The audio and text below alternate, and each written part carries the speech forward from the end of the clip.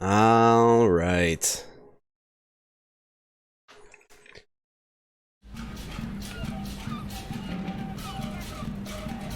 Am I situated properly? Looks like it. Okay. All right, all right, all right.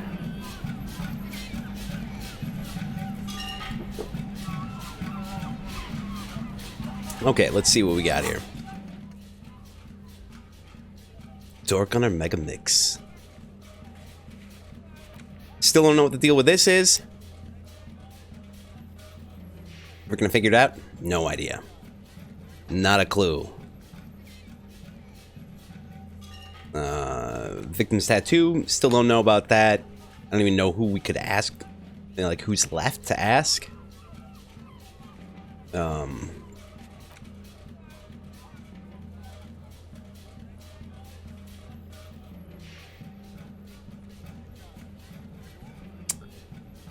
Like a long while.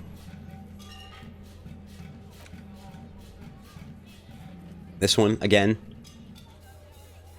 Where the hell am I gonna find that? Return to the group for discussion. That's the thing that we gotta do. Did we finish reading the book? I think so. And we still gotta convince Cindy to give us her paintbrush.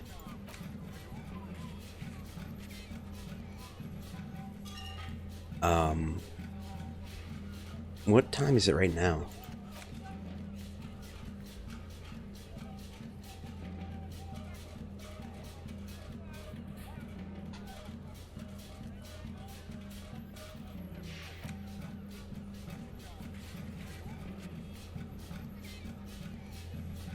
All right, then we have to talk to Titus about this.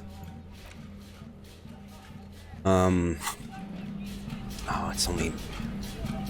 Shit.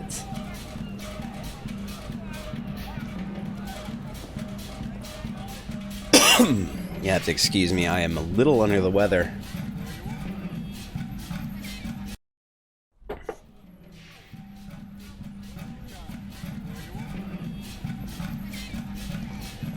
Also, I don't know what this music is. Footprints in the downy Jackpot. Yep, Please, yep. like- Alright, we've checked all that. Boy.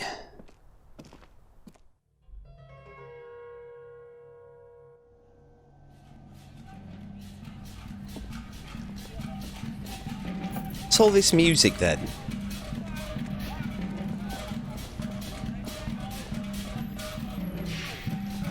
Hey, was there something you needed? No, we good, man. Yeah, what is going on with the music? Like, it's, I don't know, it's weird. Hi again, gendarme. Nothing Bye-bye, good. gendarme. Nothing open yet. I've got nothing to say to you. Nothing right now.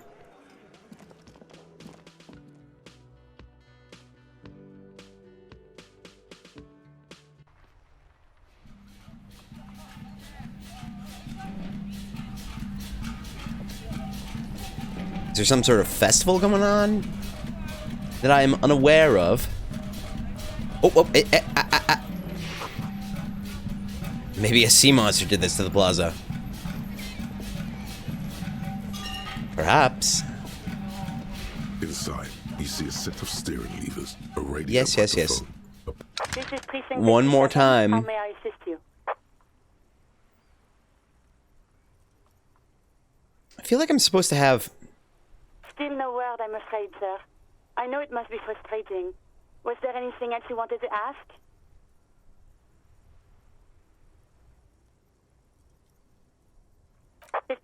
In the cabin, you see... You know, we haven't talked to the other cops in the, well... we haven't talked to our secret partner, our... What do I call him? Our partner in disguise. In a while. Maybe they've got something to say. Again? I can't believe this shit. Uh... Okay, why not?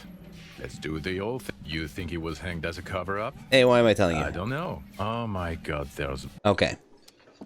Yes? What is it? Sight.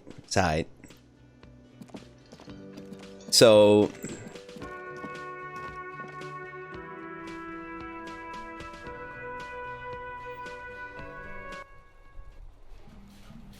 I gotta play this through again as like someone who's like super strong. Ah.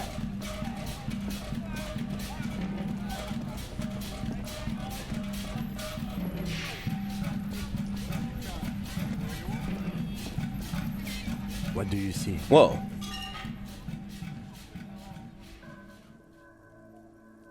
Okay, so our odd soul wasn't in the back of the whirling. I don't know. They're about the same size. Not the same boat, no, but they could be the same person. No horizontal boot prints. Whoever walked in the Whirling's pinball workshop didn't walk here. No, these prints are pretty standard. The ones in the dust looked custom. Or maybe they're just a foreign design. It's a boot print, whatever the case.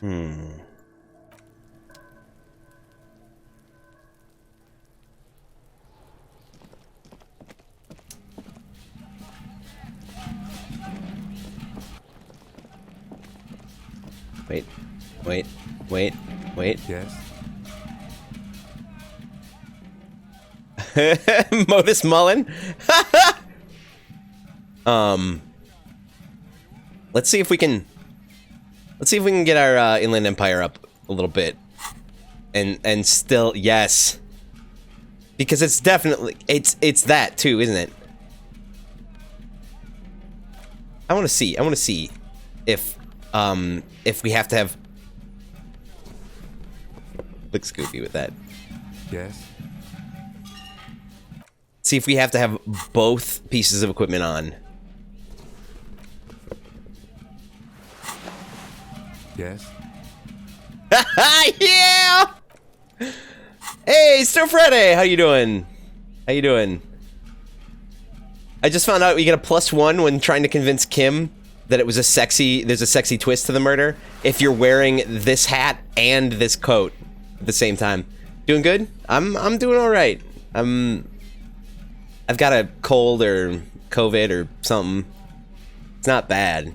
I thought it was a sinus infection, but it's giving me kind of a cough. It is mostly focused in my sinuses, but you know, I don't know. I feel like I'm getting over it already, so we'll see. Yeah, sickness is it's no bueno. It is no bueno for certain. What does this give us? Hand-eye and empathy. That's nice. Okay. I'm looking to up our Inland Empire. Oh, we've already got a +2. Oh, that's now good. I'm gonna try to convince Kim that there's a sexy twist.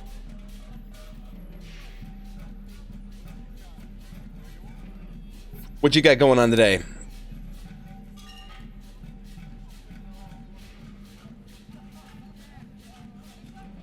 Damn it. Not much? Fair enough. Oh man. There's not gonna be a whole lot here. Yeah, I think I got everything. Oh, and this gives it to us. Look at that gun. We got the gun. We got the gun and we got the speed.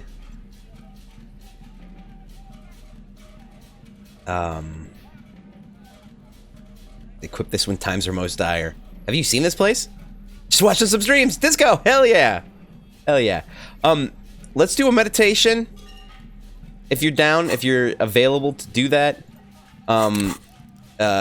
throw a point into psyche for me. You know, from, it doesn't matter which one. Maybe intellect, motorics, whatever. I'm gonna try to convince Kim that there was a sexy twist. Sexy twist. I will save and then we'll do that immediately after. and hope for the best. All right. Talk to him, Yes? and then boom. Go ahead. Dress code: Modus Mullen.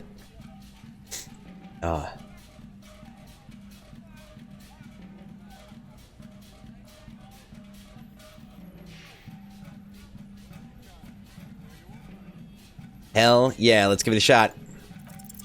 What if you did it? What? Did what? The Hanged Man? Yes, you killed him.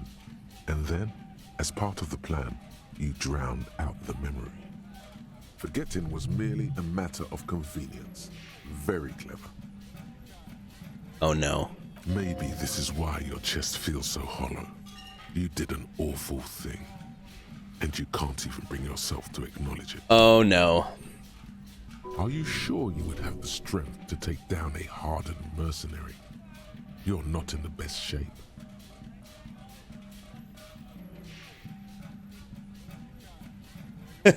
Kim, I think well, I'll pull for this. We got 3 options. The Hangman sucked, that's true. Number 1 is Kim, I think I may be the murderer. I killed the man and then tricked myself into forgetting about it. Number 2 is keep it to yourself. This is your burden to bear now. Number 3 is what nonsense. Discard the idea. Yeah, for the best. Seems like it. Oh, stir fry. When we're done with this game, I'd love to hear your suggestion on what you want to see me play next. I do have most of the Baldur's Gate and stuff too. I haven't played those in a while, the newer ones. Keep it to yourself. This is your burden to bear now. Okay. We could confess. Should we confess? I'm gonna poll again. You have some ideas? If you want to, you can throw them in chat here, or you throw them in the game suggestion in Discord. Love to hear them. I'm thinking either do in the meantime do both days Dwarf Fortress until I can think of something else to play, because I'm enjoying Dwarf Fortress way too much. I kind of, you know what? We'll leave it for now. We'll cover that later.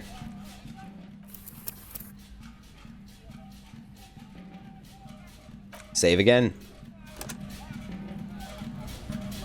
All right, now we've got to go talk to Cindy to see if we can get that. Have I played the Stanley Parable at all? No, I've heard about it. Is that a first-person game?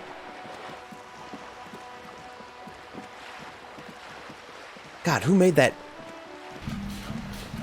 What is with the music? There's something going on. I might not be able to play it if it's first person. I get real ill real quick.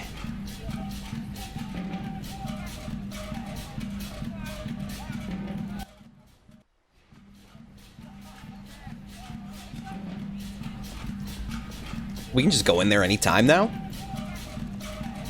Hello again, officers. Have you come to admire my mural?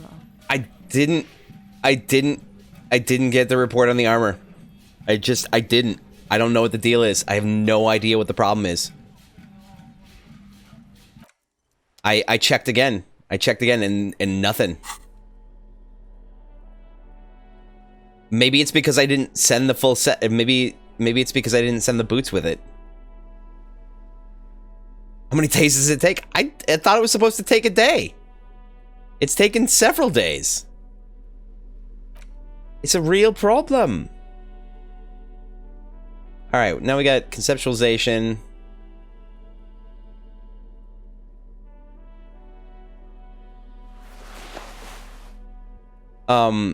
Okay, so we got boots, we got gloves. We need what? Helmet?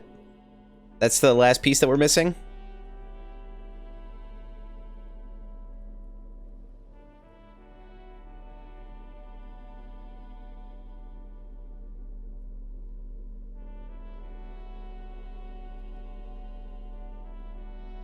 Really wish you could sort by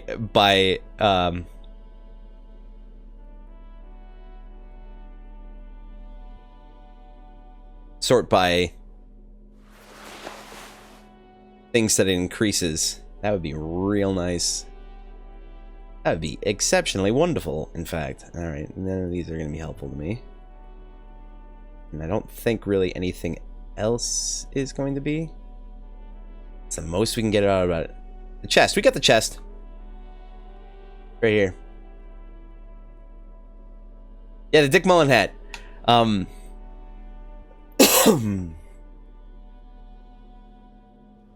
love that hat. It's a great hat. Okay, so we got +2. It's not Hello again, officers. amazing. Have you come to admire my mural? Yeah, the chest will be important. I'm gonna put it back on. I needed to take it out for the conceptualization. Do another meditation. Yeah, red check. I'm gonna save. We'll do another meditation, and that's conceptualization. So let's put a point into intellect. Intellect. I'm really hoping we can swing this one. What do you? Let me know. Should we scum it? Come to admire my mural.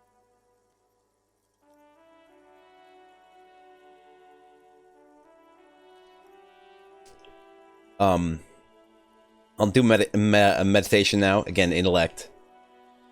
Yeah. Should I scum it if we don't pull it off? Save scum.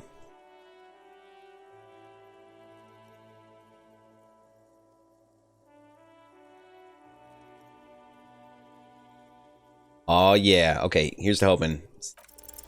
You don't have the skills to execute something like this in practice. But, oh boy, the idea's going to blow her fucking mind. We needed that bonus. 18 versus 18. We needed that. Good on you, thanks. I'm going to create a highly detailed skeleton of an ancient bird that went extinct 100 million years ago. She squints her eyes.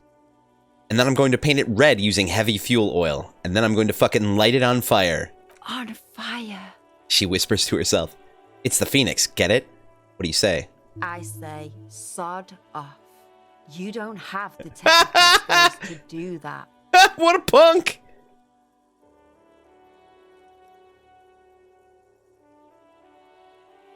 I'm sorry, was the image offensive? Did you survive an avian attack as a child? Didn't we all? I like your idea. Should have thought of it myself. I don't need this kind of competition in my neighborhood. Sydney's the best, yeah. Whoa, I don't know what happened there. Damn, it was too strong.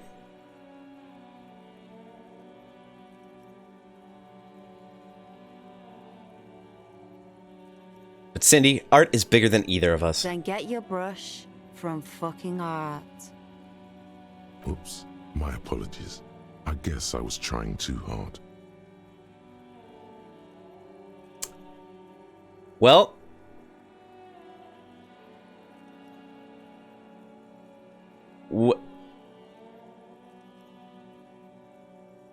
okay.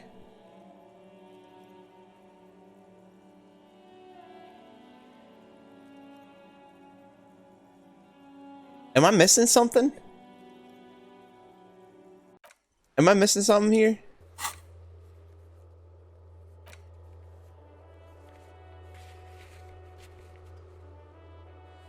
Am I missing something here? What happened?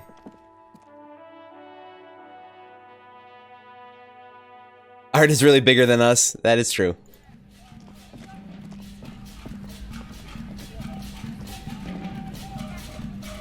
I guess Cindy doesn't have it.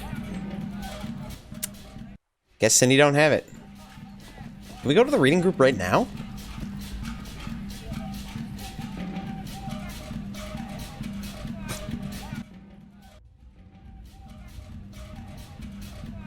There's nothing in here.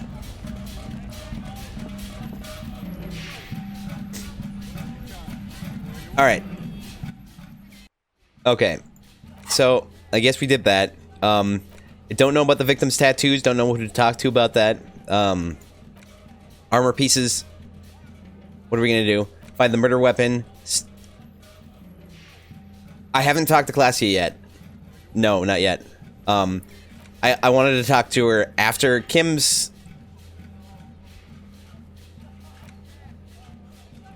You know, when Kim's not around? There's a whole thing with her? Yeah. I was wondering if this is like... You know, when it comes to role-playing games, I'm always a little wary about triggering like the end game stuff. I don't know how close we are, but it feels like we're really close. And I don't know what close means either, if it's like, you know, another 10 hours. Or if it's just like another 2 hours, or another 1 hour, or 20 minutes. You know, that sort of thing. And if it's 20 minutes, then I'm gonna have to think of something else to play. Probably Dwarf Fortress.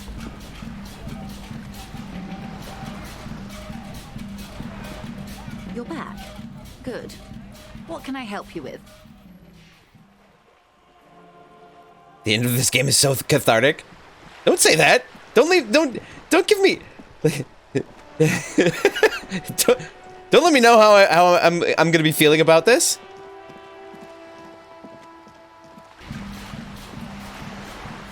Oh, I gotta change my equipment. I gotta change it back.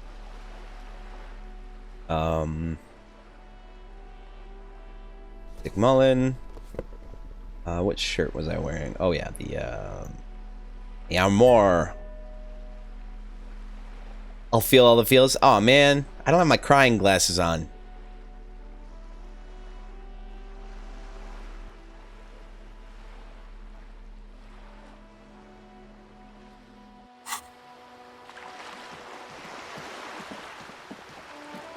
I do have my crying... Go empathy?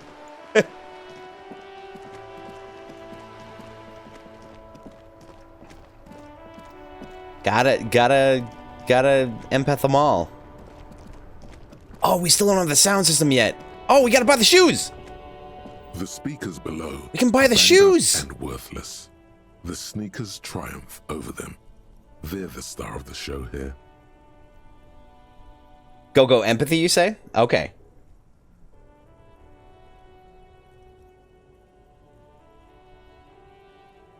Now here's a question for you. Do I want to talk to her without Kim? Yeah, and I have the money for it. Which is surprising. But how are you ever going to afford... Well, there's another quest that I have that you talk to Classier without Kim. And I'm wondering if I should do that first. Yeah, $50 shoes. I'll take it. Super cool! Now the premium lifestyle is yours, officer. The sneakers seem to vibrate in your hands with an almost mystical energy.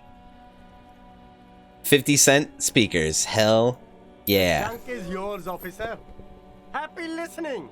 Try not to hurt your ears with that Samaran garbage. That's great.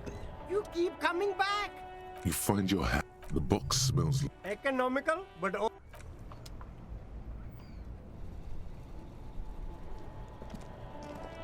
shine on these sunglasses lasts a lifetime, officer. 100% guarantee. Oh.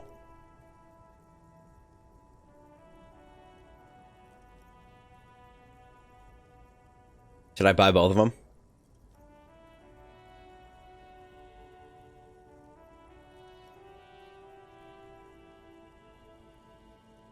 Yeah, hell yeah. Good starter pair. A man who knows his... Get all the things.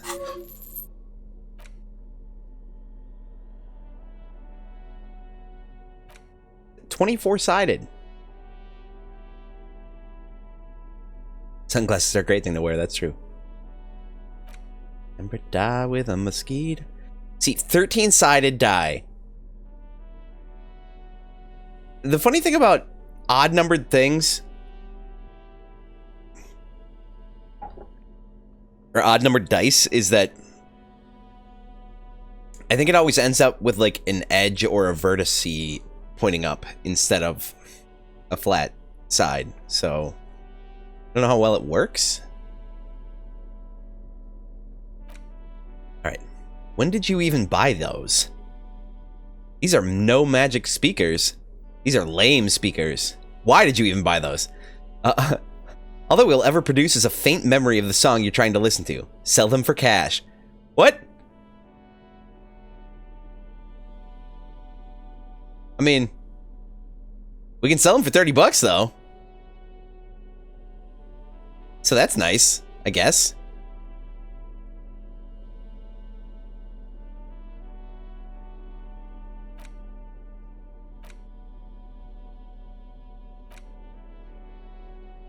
Sea Monster's vision, Sea Monster's soul, sub-insulindic rendezvous. Truth is, you can't really see very well through the darkened specs, but you feel truly tender in this newly found deep-sea plane. Two blue-tinted lenses sit in a bone-carved frame like they've always belonged there. Shades of self-destruction. Electrochem. Wreck it, Jack. Suicidal ideations. Oh, sad face. These death-tinted shades come with an odd longing for self-destruction. They're ugly. You don't even need a mirror to know this. Describing them is futile. Better get a glass of wine. Perfect.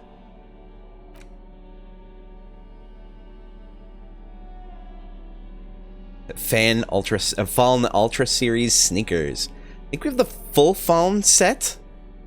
We've got the pants, we've got the windbreaker, we've got the gloves. I bet we get something if we wear them all.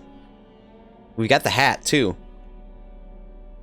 The Ultra Series, reaction speed, limitless grip, hand-eye coordination, steady ground, encyclopedia, too fast for facts. Gotta go fast. The Ultra Series Fallen sneakers put lightness and grip above all else.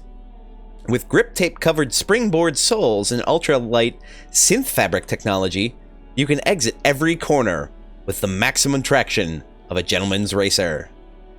Oh yeah, baby. Yeah, let's get this whole thing together. Let's see if we get something for it. I wonder if there's a Fallen shirt.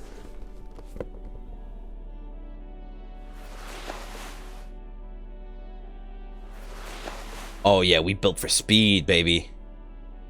We built for speed. Beautiful. Okay, so we didn't get anything for that. Not terribly surprising. Oh, good lord. Yes. Looks tight though. Those are really nice shoes. And I might actually... I think I'm gonna keep those on.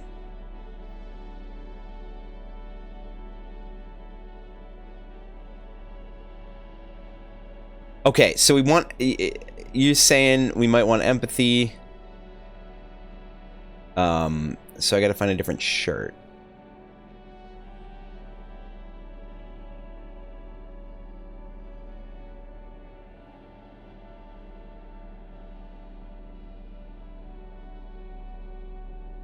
Apparently t-shirts are not about that life. Ain't about that. Ain't about that life.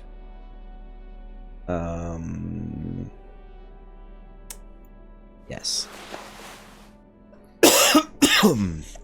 Okay, so we got empathy +2. Do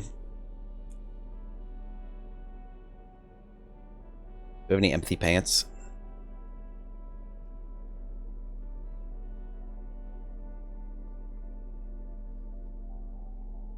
Give me some empathy pants.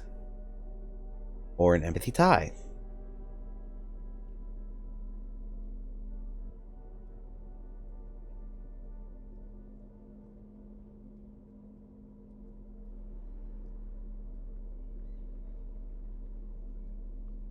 Okay.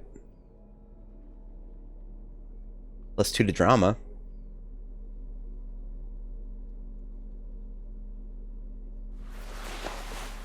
Hell yeah. Alright.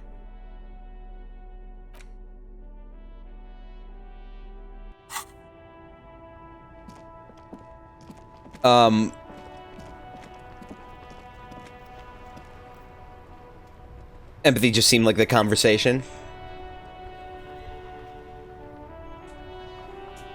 It was Volition that was the one that said they weren't compromised, right? It was Volition and Encyclopedia.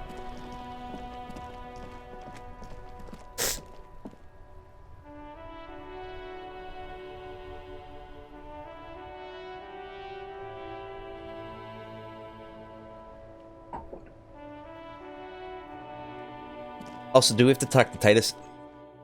Y'all understand when you talk to Classia? Alright. Hydrate! Cheers! Alright.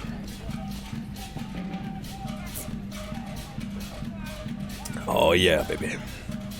Baby.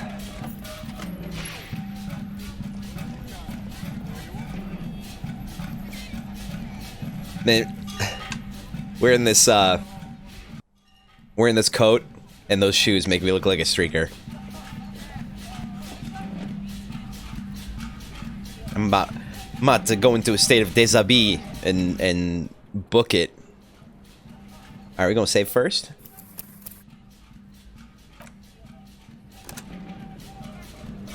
Also gonna take a couple boosts to our morale, which I should have done beforehand, and that's fine.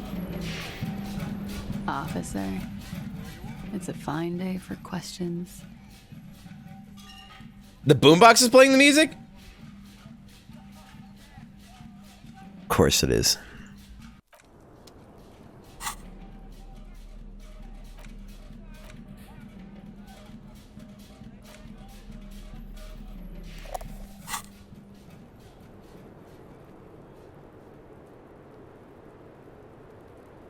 Of course it is.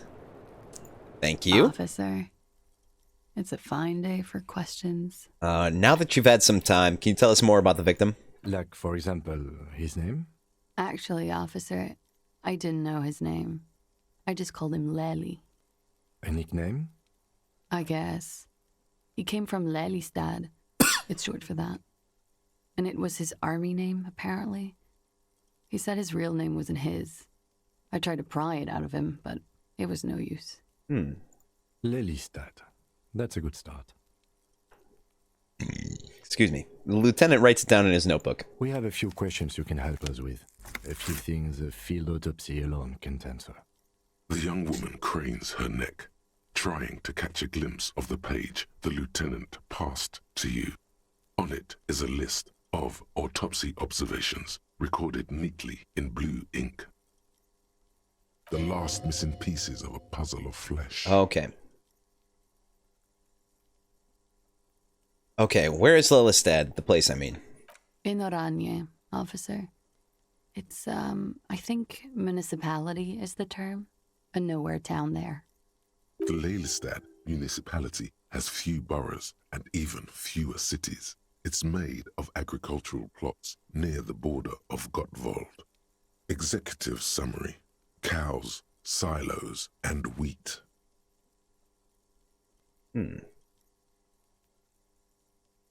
Oranje? Oranje's map of waterways? This fits with his tattoo. You are almost right, officer. That means his race was Occidental, not Mondial. I'll update the form. Occidental. Western.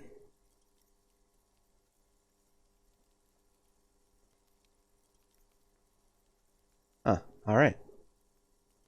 Look at Classia. You were both from Oranje? Yes. We were compatriots. Did that bring you together? No. He was too old for that. And from another part of Oranjenrijk. I didn't even understand his accent. What brought us together wasn't Oranje. It was bad habits. No love for Mother Oranje. But wasn't he a soldier? This could be worth pursuing.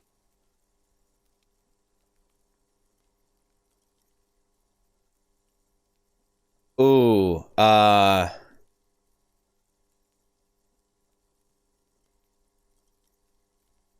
it might be compromised. I'm gonna pull for this one. So we got two options: a military man, but not a patriot, or no need to get political. I don't know how I feel about this one. But y'all do. Y'all do. Cheers. Oh, that reminds me. I am not prepared today. Military man, not a patriot. He left the National Service after they taught him to do what he did on Seminine. He wasn't the flag-waving kind. He was the making money, killing people kind. Uh-oh. Let's always get political. He was by no means a stupid man. A people person. A small platoon leader. Certainly not a patriot.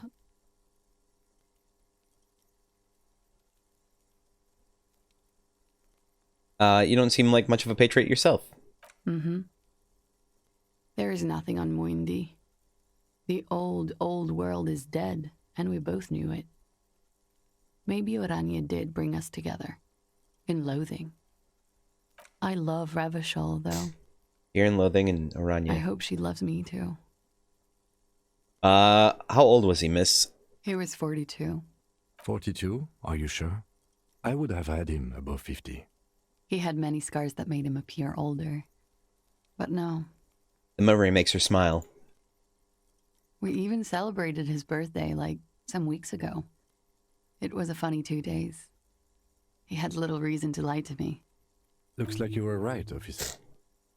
The lieutenant taps on his notebook once, as though assigning some kind of point. Points aren't good. Have one, you old dog, before we all die. Ah! Ooh.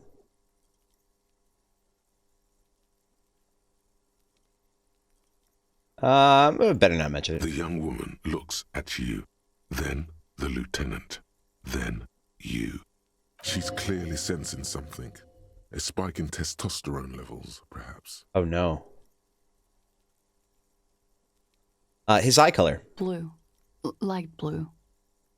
They were like little blue galaxies, you know? It was strange, seeing those eyes in his fucked up face. Pardon the swearing. I do him an injustice. He wasn't ugly. And he had a beautiful, soft voice. Very surprising, what with all the scarring. It was quite something, watching him speak. Oh. He had a combat wound on his chin and mouth? Yes. Severe. It made him look like half his face was cracking away in some strange smile. That and those eyes. Ah, yes. His hair, if you can remember? It was light brown, almost blonde. He darkened it with brilliantine, made it oily. Not nice to stroke. I couldn't convince him to leave it alone. I'll poll for this one. 3 options. I got number 1. Interesting. I too have stroked his hair. Number 2 is Kim, I said to put brilliantine on the form. Do I get a point? Number 3 is let's get to the rest. Lots of good info.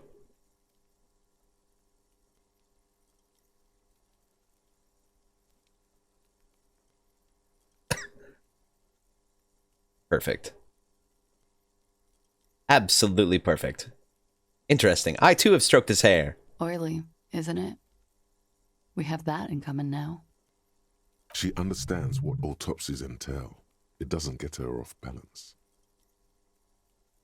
Oh, I'll poll again. Should I do this one or should I just move on?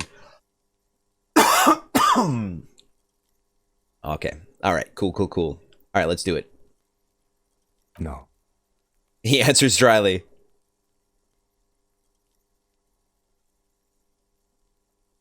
Okay. She tries to light another cigarette. It's windy, but she gets it done. Oh, you want me to dunk on him? Aw. Sorry. Yeah, the tattoo. What did it mean? Oh, that. It's clear she liked it. You liked it? Quite a lot, yes. It was an Ornese map of the waterways? Sure, waterways. It was mostly for showing off to chicks, though. For showing off to chicks? How so? How? Imagine him lying in bed, freakish musculature laid out on the sheets. Scarred, of course. Tattooed. The sheets are dirty for some reason.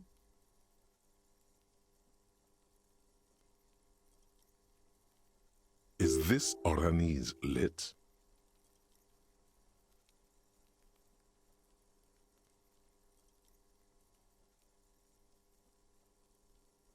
Don't interrupt. He's smoking and drinking, of course.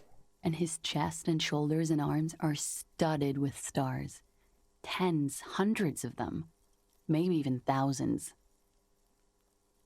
And the woman goes like, "What was this, baby?" And he says, "That was too hardcore. Don't ask me about that." So she goes, "Okay, but what's this, baby?" And he's like, "Saw some bat shit there. Killed some loincloths." And so it goes. Star after star. Port after port. Third world country after third world country.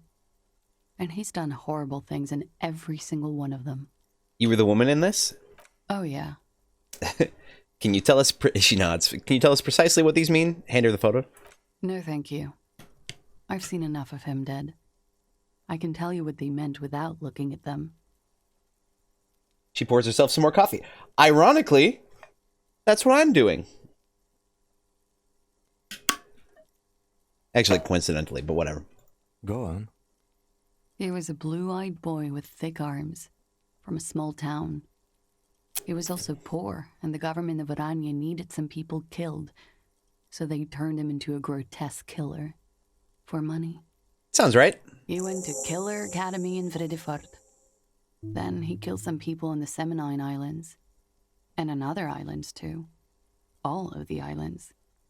After this, he came to Revachol and got killed himself. Thank you for clearing that up. Change of topic, perhaps? She looks over her shoulder to the sea, then back at you, smiling faintly. Could it be that love did him in? It very well could be, yes. What do you mean? What do I mean? I have no idea. I don't even know what you mean. Love did him in? What does that mean? Wait. He told me love did him in. That's not funny, officer. Her voice is like a slash through the air. Her shoulders tense up. There, she momentarily lost control over straight back guy. It appears that she feels guilty. You feel guilty? Of course I do. I'm hungover. I feel guilty about everything. Do you feel guilty about what happened to him? Among many other things, yes. I could have done something. There's always something you can do, right? Ask me something else. What is this? An interrogation? You didn't tell her this was going to be an interrogation.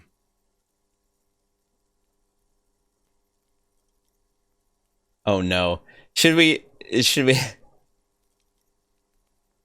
ask I'm wondering if, like, a lot of these seem real sensitive. I'm gonna pull for this one. Was it communism? Or should we just move on? Communism! Okay. Well, make that selection. And I will... Oh, perfect. Readjust again. Oh, crap. Alright. Alright, give me a second. Give me a second. Hold on. There we go. Oh, yeah. A moment Stretch. ago it Thank was you. love. And no, I don't think the Union is communist. There are a couple of shades pinker than that. What does that mean? What's all that mean, then?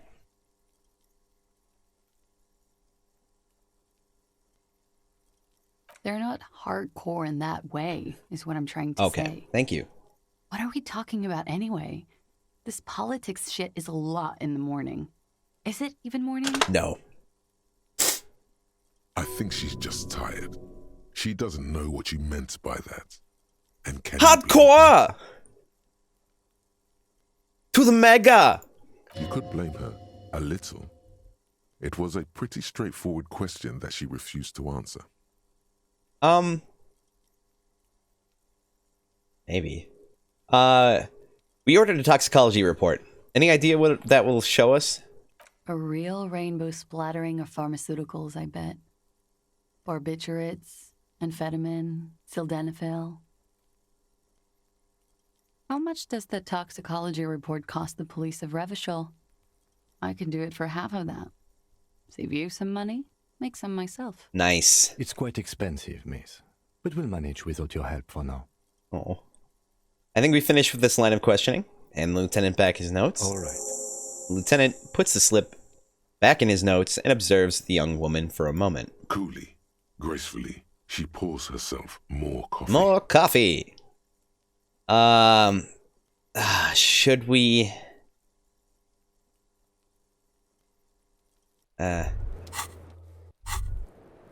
Wait, stop. That man, bloated beyond all recognition, was 42? That's what she said, yes. Below the damage, the weeks of decomposition, all the swollen indignity of mortality. He was 42 years old? Where is this going? How old are you? That's where this is going. Oh no. 45,000 liters of raw alcohol has left its disfigurements. What lies beneath, you wonder? 45,000 liters. You could ask either one of them.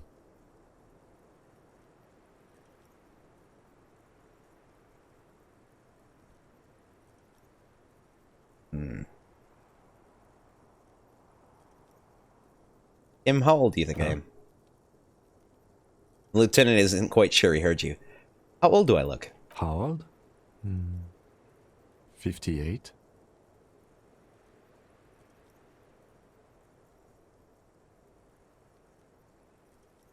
Oh my god. We'll pull for this one. First option is, oh my god, that's really old. Really? Number 2 is, maybe you're wrong. Maybe you were wrong about the deceased. He was way younger. Number 3 is, you're probably right. That's about what I look. I'll roll for this one if I hit that button a little too early. Oh. Okay, perfect. You asked. He shrugs. Yeah, you're probably right. That's about what I look. Make that 54. Alcoholism has severely impacted your appearance. Harsh. And I was wrong about the age of the deceased. There. Wait. This requires scientific Oh measurements. no. Bring it on, I'm not afraid of the truth. To the laboratorium. What? Okay.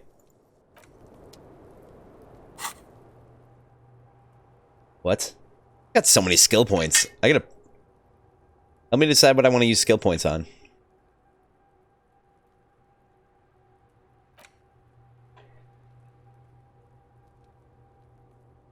Your face looks like it's 58 and your body feels like it's 60. Your mind feels like it's lived for 1 day or 100.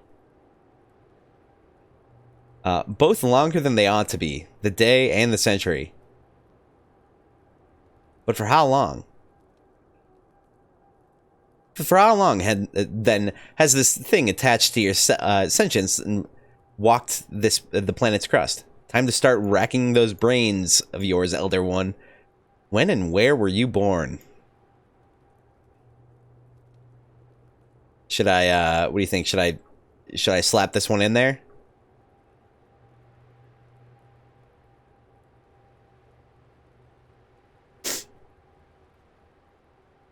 Actual art degree.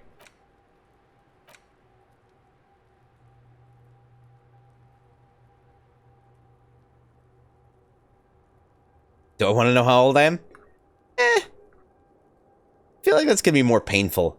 There's so much that I don't have. There's an aces high. There's aces low. Art degree is fun. Now I've got these. I can put points in other stuff, I think. I don't know what, admittedly, but wow, authority is my dump stat. That's pretty much true in real life too. Yeah, wait till you need a check. Absolutely. Good call. And I'll just pump it up. Oh, yeah. They're going the other way. That's alright. Nope, nope.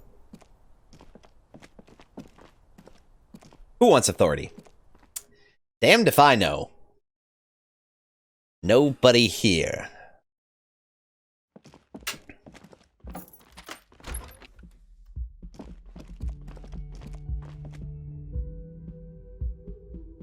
Sounds like responsibility. That's no fun.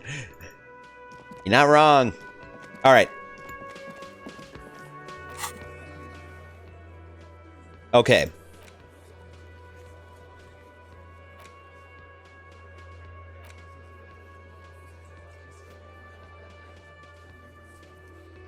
You can feel my nose clearing up. I just saved. I guess let's talk to Titus about the Megamix. If I can remember what things I need to do. There we go.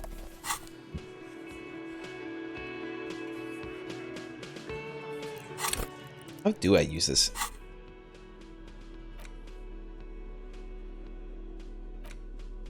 The porter reel is just what you needed. The reels attach to the apparatus. Play the tape. Push. This isn't Revachol. The harbor. That's the son of a... He's Yep. right. Yep. I'll fucking do... No. The lieutenant presses the button marked Arete on your porter reel. The tape stops spinning. Ask Titus about the Megamix. Should I do the reading group thing first? I think we've got a few more questions. As you take out the tape, the contrast feels chilly. Inappropriate, even. Huh.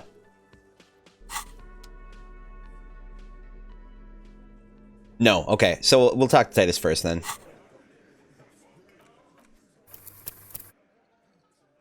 I'm saving again.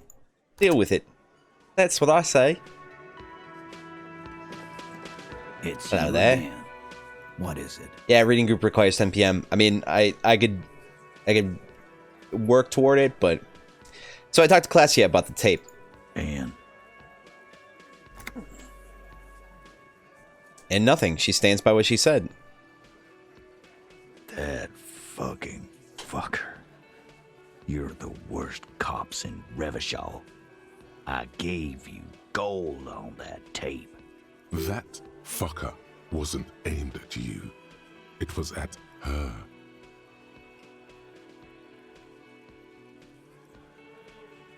It was dark stuff, but it didn't prove anything. And it didn't change her mind. Dark. Dark is when you start a goddamn death rock band. He said he'd rape her. He shakes his head in disbelief. What did she have to say then? Fine by her? This is what people are supposed to be like? Fucking whoop-de-doo.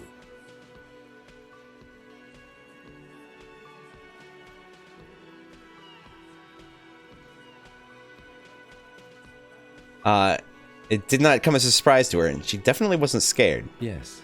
In fact, I think she thought it was a little funny. Funny? No good goddamn psycho whore. Oh.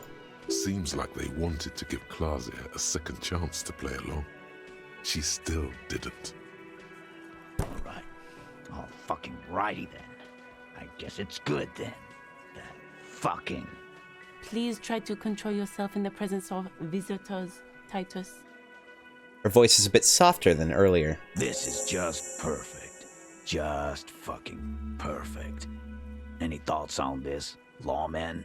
Titus rubs his chin with his smooth palm, as if trying to grind it smooth. With his palm, as if trying to grind it You don't smooth. have to say everything out loud. Just mix and match. Oh? What?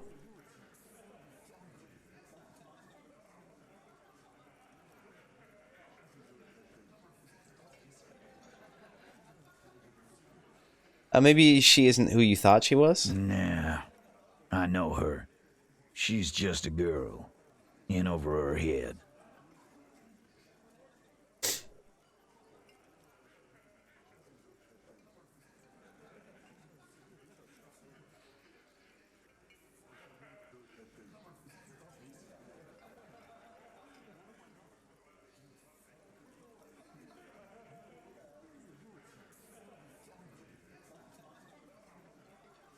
She has my whole skill set compromised. She's some kind of pro. What kind of pro? Y'all saying she's a hooker? Forces himself to pick up the beer and take a gulp. No, he's not saying that. Forget about it. I think you had a lie planned. Well, you don't have to say everything out loud.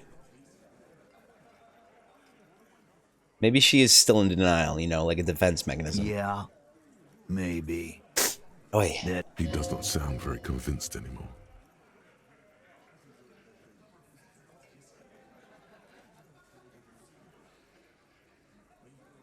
Yeah, I won't call him out on the lie thing. Be straight with me, Titus. What really happened?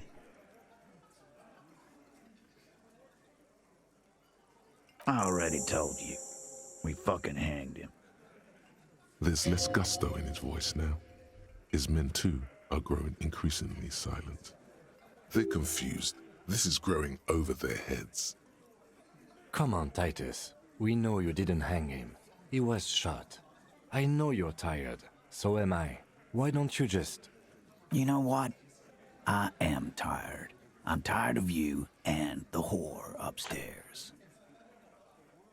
Hey, Bacon! Thanks for the subscription. Appreciate it. And welcome. It's Bacon from Quebec. Welcome, welcome, welcome. It's been a while. How you doing? Stir Fry's pretty excited about it too. Milord Bacon. Yes, milord.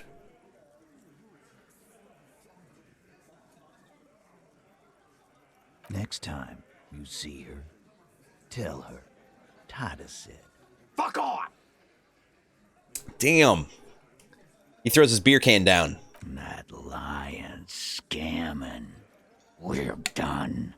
This is over. You understand? Your little investigation is over. Investigation's over, apparently. Yeah.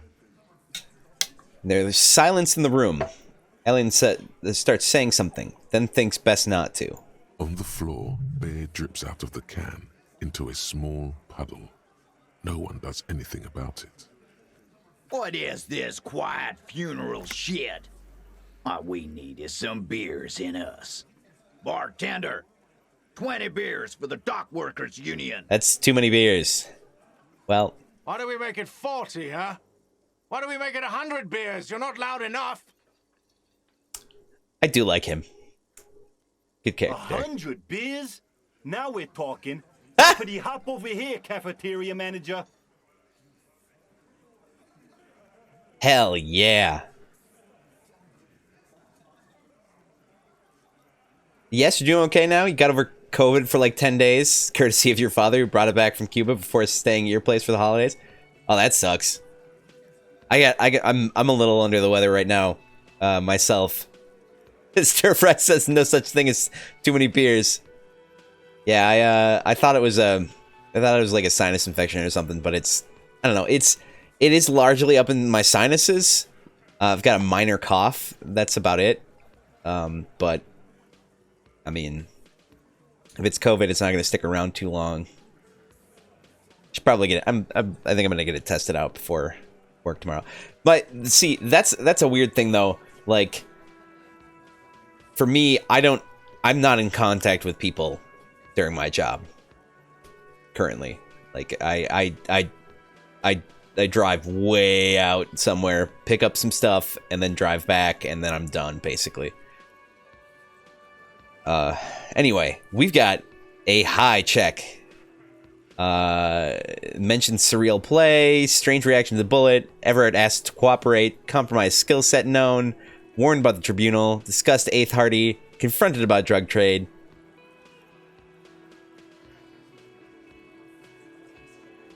Minor cough is not that much of an issue. Minor can't vote. That's fair. And Stir Fry wants to know how Cuba is doing. How is Cuba doing? Let's do it. We get a 97% chance. That means as long as we don't roll snake eyes, we'll be fine. Convince Titus he's being manipulated. You should know by now. Titus Hardy will never falter. Oh, I have to...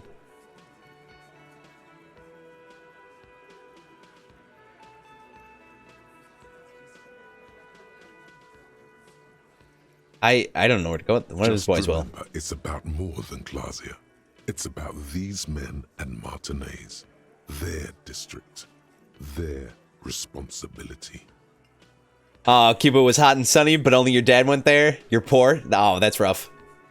That's rough. I feel that. Yeah. Yeah, we get this. We get stuck with the frigid cold weather, right?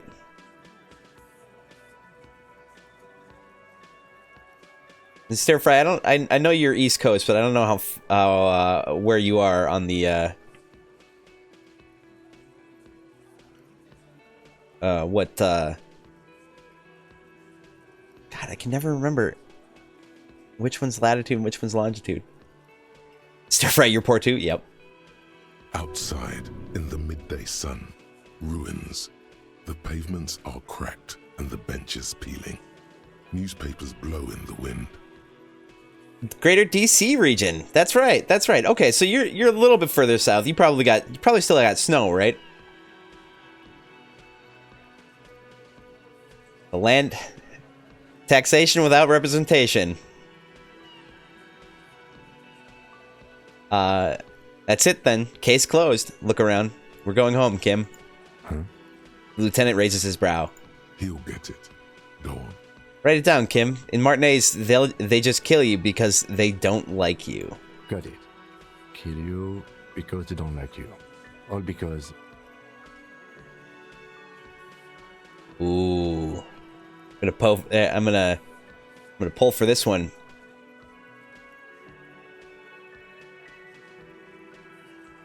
Oh, like the top of Virginia. The bite out of Maryland is you?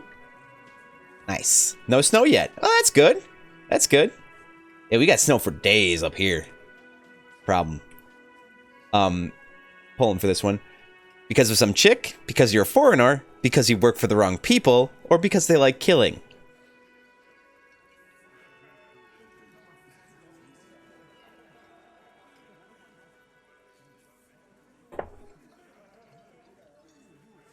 Yeah, we got way too much snow. Yeah, we liked it. It was fun, wasn't it, guys? We had a great time. Did you have to deal with any of the? Did you get any of the polar vortex? Get a decent temperature drop at some point?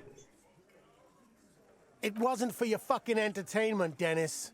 He gets a hold of himself. They kill you because they think it's funny. All right, I'll pull for this one too. I'll read it first this time. There are 3 options. They just hang you, like in the Dark Ages. Make a display of your corpse. Number 2 is, they just hang you, shoot you, whatever. They can't even remember.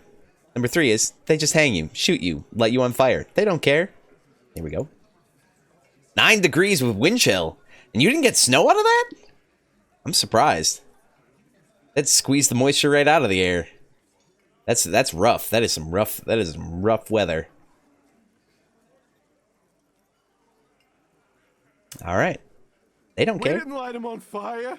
You hear the fat man wheeze. He's trying to get up. That's it. That's the weak one. You flushed him out.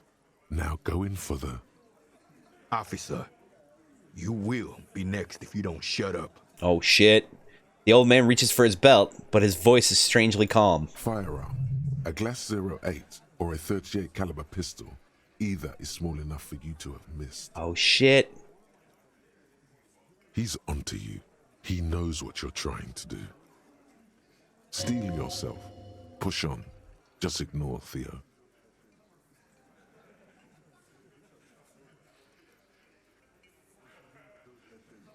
Oh. Pull for this one. I'm feeling number 3. It's minus 13 there. Mildly wintry with some snow. That's Celsius, right?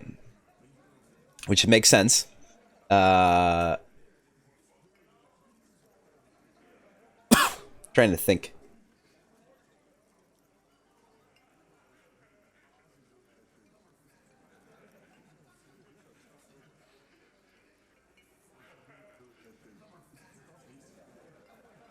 I think it's roughly about the same temperature over here. Actually, it's probably a little warmer. It's probably closer to -5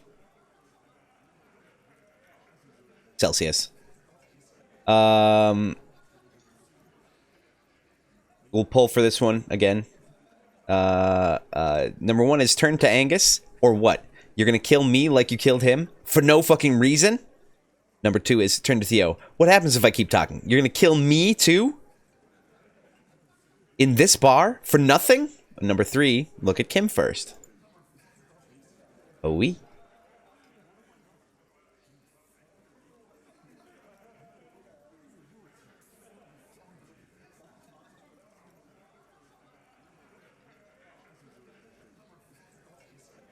Oh.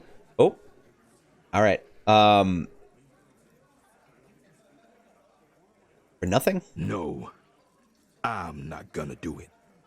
I'm too old for a shot like that now. Oh.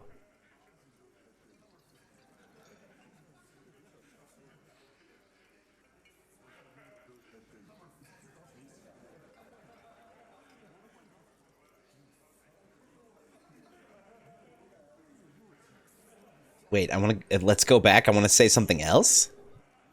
What? Okay, you hear that, Angus? They're gonna kill me too. Suddenly, there's an awful ringing in your ears. Your body temperature spikes. You're burning all over with fear.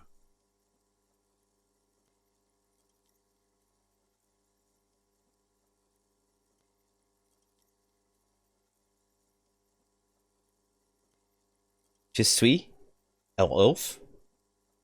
To your right, you sense the air move. The lieutenant draws his firearm.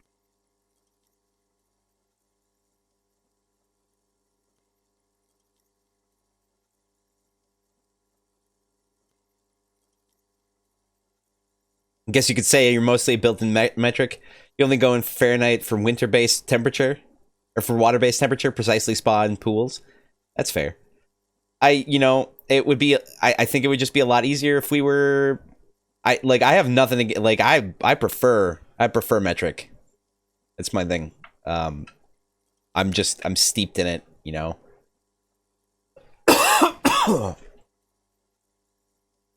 Being a little bit from Middle North America. You only manage to perform one more movement. An instinctive jerk to your left. Then, no sound. No one screams. It's impossible to say where it comes from. You grew up with a thermometer and Fahrenheit in your pool? That messed you up?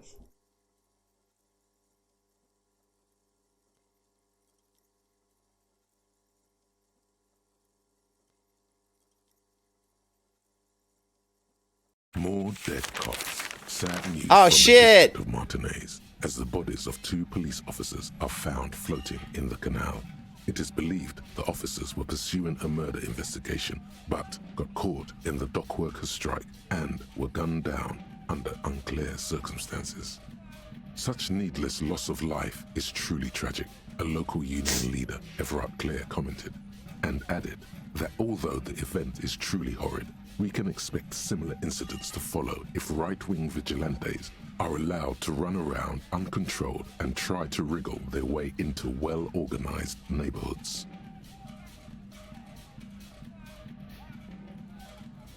This is the second time that I've died.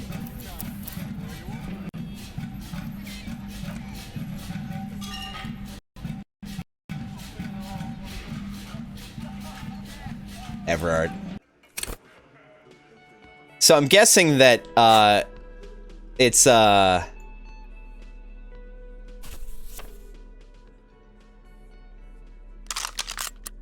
no, probably not.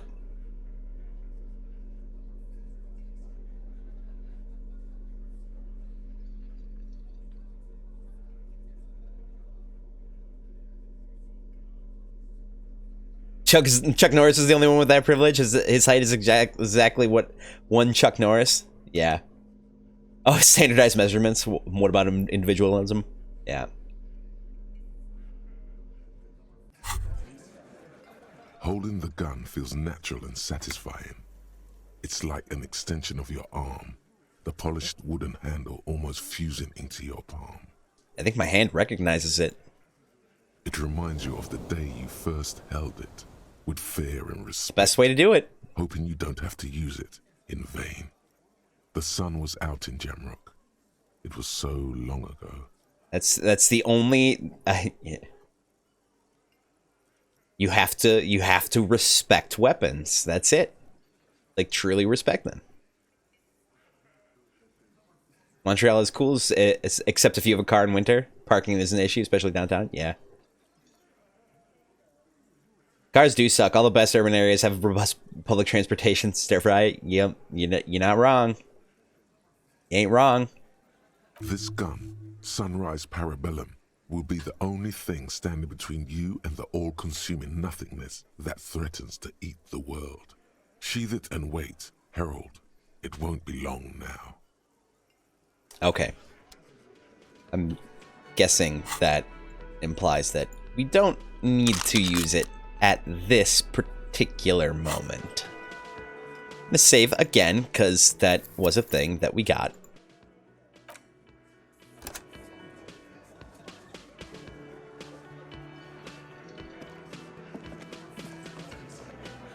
It's you again. What is it? Say what you will about the DC Metro, it gets you where you need to be. No car necessary, that's fair. And that fucker wasn't aimed. Dark. What did she have to say then? Fine by her? This is... Yes. Funny. Seems like they... All right. Please try to control... This is just perfect. Just fucking perfect. You don't have to say everything out loud. Just... Nah. I know her. She's just a girl. What kind of... No. He's not saying that. I'm just going through all the He doesn't sound very convinced anymore. all the options that I've already done. There's less gusto in. They're confused. Come on, Titus. We know you didn't. You know what? Next time, yeah. On the floor. What is this quiet funeral? Why do we make it 100 beers? Now we're talking. Hoppity hop over here, cafeteria manager. And my Lord Bacon, you just woke up, guys. Your coffee is freshly brewed, and your weekend is starting with you. Thanks for being awesome and making my morning really pleasing. Thank you for being awesome. Thank you for joining us. It's good to have you here. Yeah, Stir Fry's got a knack for making people feel welcome, I feel.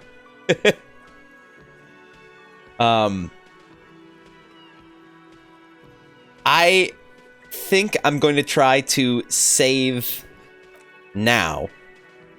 Then we can talk to him about the thing. And see if maybe this time we don't get murdered. Maybe this time, maybe this time we don't. We don't.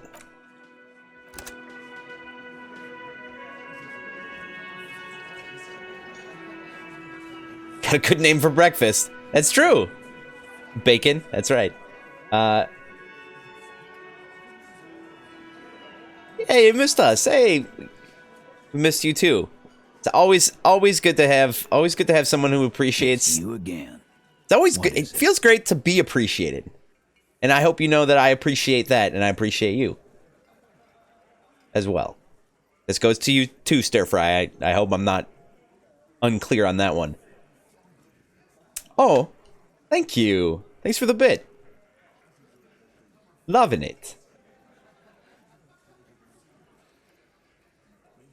Throwing cash like a baller. That's what's up.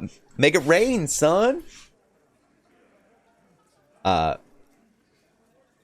gotta be careful with my business. Anyway, let's try this. Let's convince Titus he's being manipulated. Just remember, it's outside in the midday. Case closed. Write it down. Got it. Kill you because they don't like you. All because they like killing. Yeah, it wasn't for your... They kill you because they think it's... Light you on fire. We didn't light him on... That's it. Officer, you firearm, a Glass 08 or a and Timbits too. Pistol, hell yeah. Enough for you to have missed. Hey, you got yourself an extra badge too. It's dope as hell. I gotta throw together some stuff for this because, you know, streaming thing's fun and I want people to feel more welcome and have fun things, and I gotta figure out if I want a different like currency name for our channel points, all that kind of stuff. It's a thing that I really want to do, and I think I need somebody to Stir Fry. You feel very welcome. I also do. Wonderful. I gotta finally throw some art together or something. Make this place a little bit, you know, better. Firearm, a Gloss 08 or 38 caliber pistol. He's onto you. Steel yourself. Push on. Just ignore Theo. I'm gonna look at Kim first. The lieutenant has put down his notebook. His hand is resting on his holster. He gives you an imperceptible nod. You're very charismatic. Oh. Got the pizzazz. Yeah. You're very welcoming. Excellent. Thank you. And that's Stir Fry. You are welcoming. It's a three-way conversation. Love it. Let's see. What does that mean? Let's...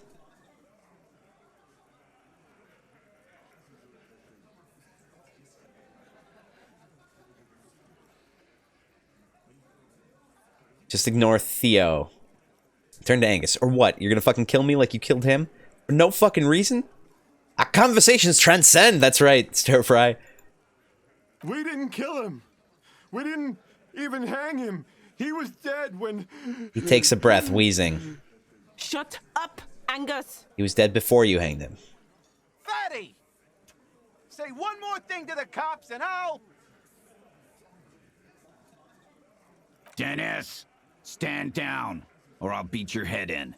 Theo, take your hand off the belt. This isn't 31. I've got this under control. The room falls quiet. So quiet you can hear Angus wheeze. Angie, where's your goddamn inhaler? You sound like you're dying. I left it home. I can't get it.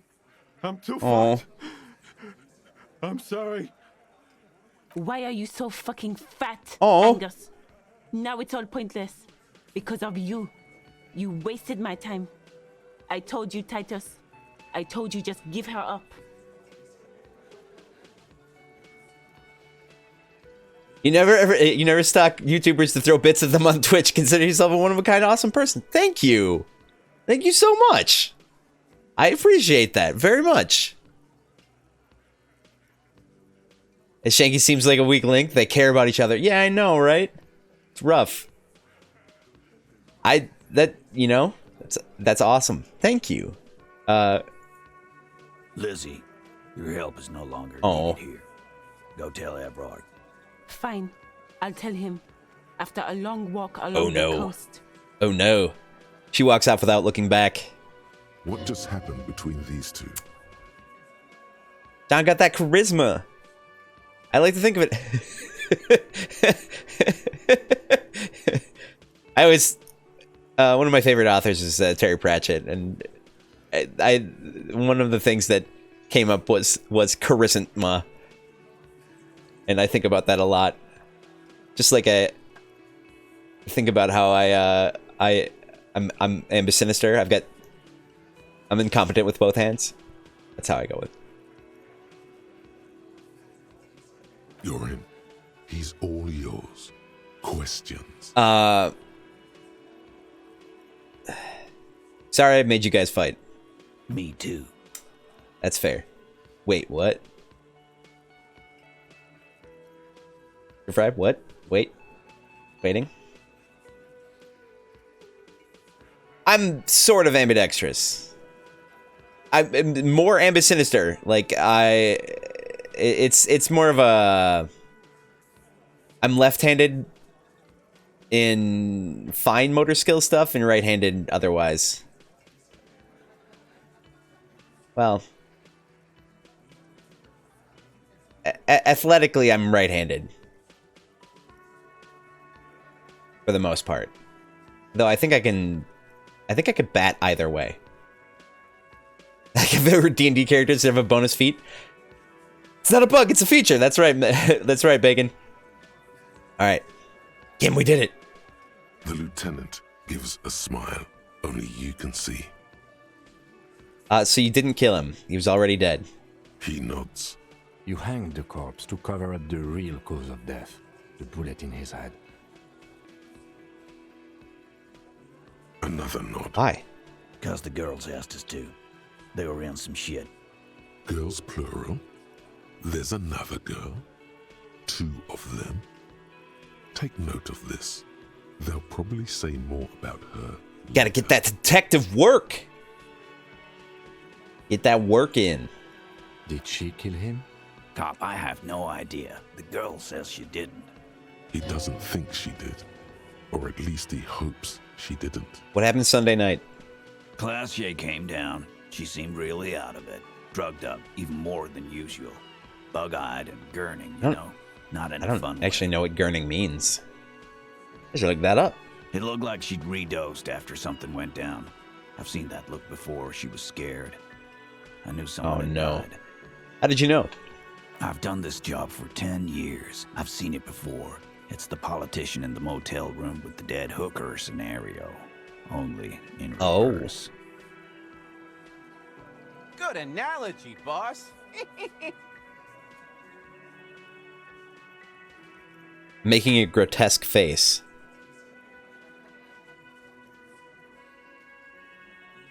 The gurn. Dialectical variant of grin. Apparently. Get that gurn on. It's a good word. The rat-faced man snickers. You don't get to talk yet, Oh. Shaky. You're still on the bench. You keep taking it easy, too, Angus. It turns back to you. That's okay with the fat man still wheezing there. He couldn't speak if he wanted to. What happened then? We went upstairs. Sure as day the merc was dead. There was a bullet hole through the window. Fucking dirty sheets and bottles everywhere. It will make us look very erudite.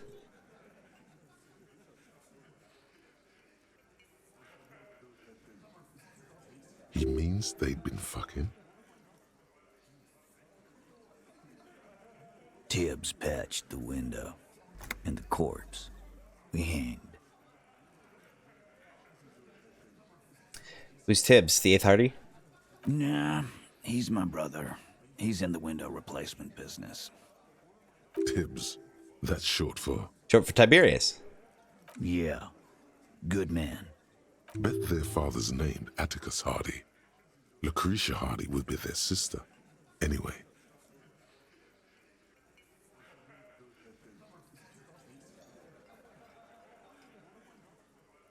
Huh. Huh. Yeah, I'm wondering what that's from. Is that must be I'm guessing either Roman literature or another famous story. If Classy didn't kill him, why the cover-up? You may have noticed our girl's in some shit of her own.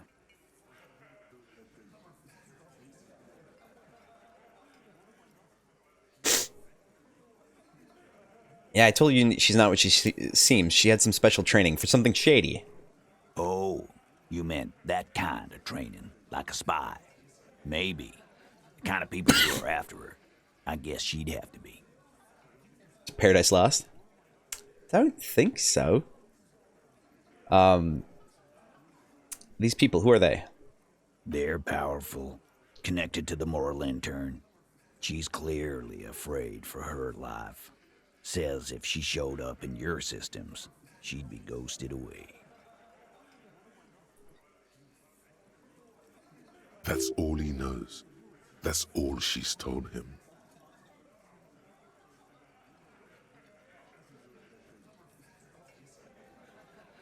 Okay. And why would you help someone like that? By taking on a murder?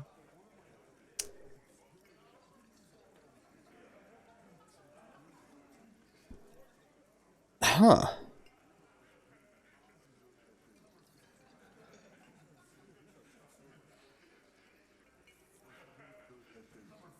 Weird. Okay. Romans, definitely, but I'm not clear yet. Why would I? I guess we abide all sorts of runaways and losers here. It's a Martin Oh, thing. got a soft spot for the underdog.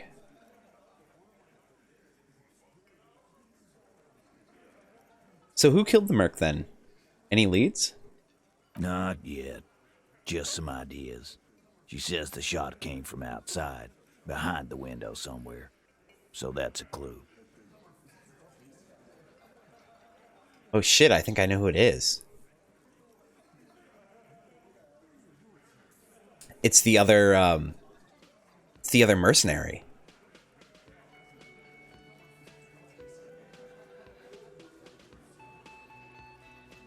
Oh, you got news. Bacon. You don't know if I remember that you're working as a security guard at the mall? Yeah, I remember that. Starting to feel out of place there for a while. You managed to muster enough willpower to break free of the chains that bind you in your comfort zone. You applied for a job at Air Canada, flight attendant. Got an interview on Wednesday. Hell yeah! If everything goes according to plan, it would start your formation in 2 months. Hell yeah! That sounds awesome. Fantastic. That's a huge leap. And it must have been really tough. Good on you. And stepping outside of your comfort zone ain't nothing easy. That sounds fantastic.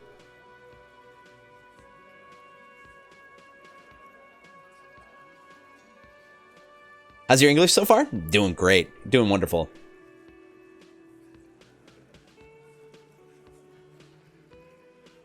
Doing brilliant. I'm probably not doing the greatest, but I'm like, now I'm getting self-conscious about, am I using terms correctly? But yeah, no, it's definitely conversationally correctly. What are you thinking? I'm thinking someone's past caught up with them. Either hers or his. Hers, you mean? What? I mean the people after Klausya. Oh. Maybe the shot missed. Maybe it was meant for her. Hey, you're welcome. I like that. Been thinking the same thing myself. You had ideas about his past too? My dude. One of those mercenary buddies of his could have done it. They got guns, training, years of bad blood, probably. Or it could have been someone else from Crenell. He pauses to think. Actually, we are going to take a quick break here. Just a few minutes. And we'll be right back. Take a quick break, get stretched out, grab a drink, grab a snack, and we'll be back in just a few minutes. All right, I gotta catch up here a little bit.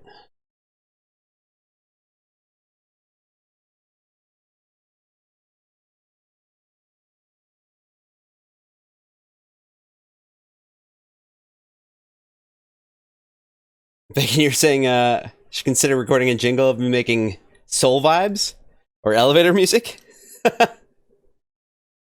Yeah, Stir Fry says flight attendant sounds awesome. Oh, for the intermission, that would be awesome. That would be great. I know a lot of people who might be able to help me out with that. Yeah, flight attendant sounds awesome. Imagine the places you'll go. Bacon, you never went anywhere before. It'll be quite a change of pace for your life. I feel that. I actually just I recently just got my oh goodness, get out of here.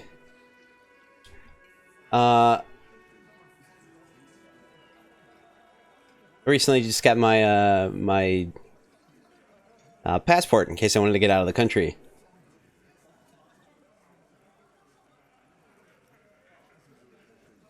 Doesn't sound like a super exciting career. And you're getting paid 10 more than being in security? That's a huge jump. That's awesome. Refugee?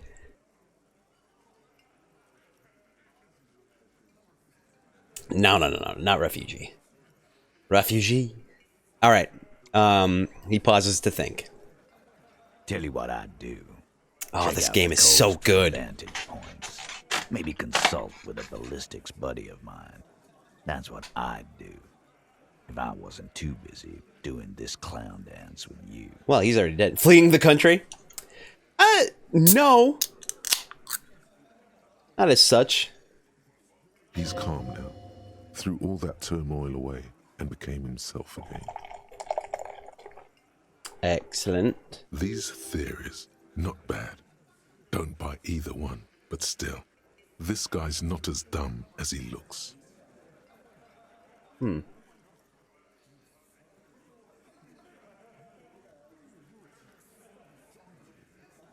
doing 40 hours per week right now, and you would be doing almost the same. Less would be cool, too. That's fair. But, like, though. Beer can ASMR? Oh, yeah, sorry. Root beer. Close.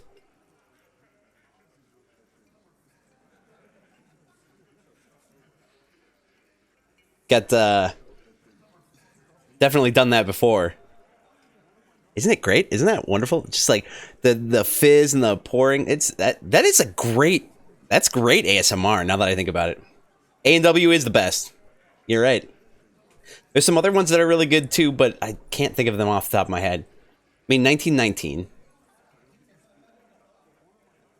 It is delicious. I'm surprised this is a zero sugar version. I cannot tell. I don't say that about many things. IBC is pretty good too, yeah. Trying to think of the other bottled ones that I really like. But it's zero sugar, and I cannot tell. It tastes like there's sugar in there. Whose idea was it to hang him anyway? Hers? In a manner of speaking. Remember the two girls? He may be talking about the other one. Earlier you said the girls ask you for help. Was this the other girl? That's right. It was her idea to hang him. Barks. I liked it for political reasons. It sent a good message. Barks sucks. Honestly, I agree. Say Barks has bite. I don't like the bite that much. And I think it does. I don't know if the bite they're referring to is because I think it has caffeine in it. I think that's what they're referring to, but it also has this like kind of it's got a weirdly sharper taste. I don't know. There's something in it that doesn't rub me the right way. It's her, isn't it? The drug trafficker, the missing Eighth Hardy. Fella, you think too much. He's off all right. You're gonna hurt your head. A little too far there, but you're definitely right. That woman is just affiliated with the Hardy Boys.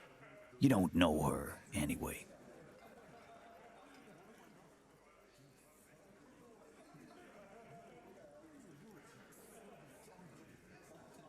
Understood. Can you tell me about her? Name, current location? Nope. You're not getting to her. It's Klasia you want to talk to. Oh, shit.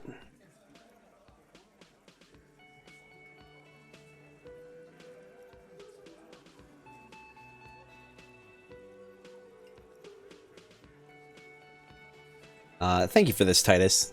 I'll go talk to her for the last time. You do that. Hey, cop. Before you go. Suddenly, the wind picks up outside. You hear it rattling the large windows in their frames.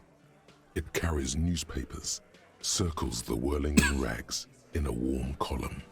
She, Klasia, came to Martinez to hide. Many of us did. This is where you wash up when there's nowhere left to go. The Union takes you in. Now, she refused that protection. But you would still prefer if we didn't take her away. that's right. If we didn't take care of the people who end up here, this place would just be a couple of ruins and some cargo containers.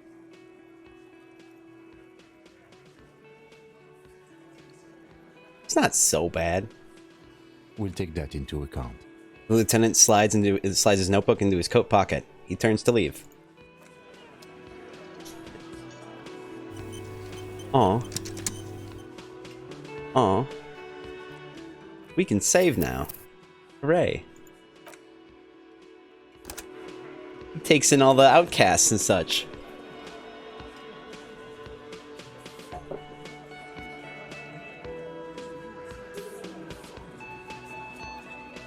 You miss the quality of voice acting in this game and that weird sexiness of the narrator. I think he's a singer? Community self-policing. That's right. That's right. That's what policing should be.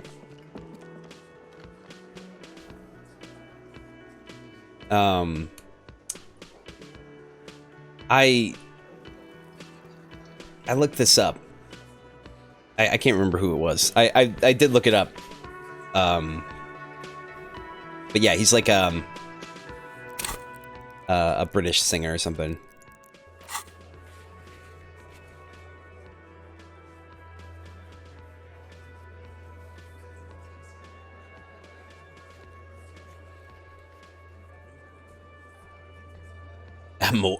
Morgan Freeman. The voice acting is choice. I mean, Kim, for instance. Come on. The voice actor, the character, just... Yes. Abso-fucking-lutely. This game is so good. Waste time, then go to the reading group? Alright.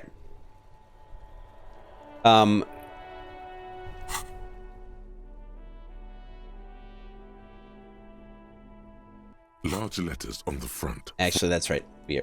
That one we got. Oh, we can afford to buy the rest of the books. Let's go do that then.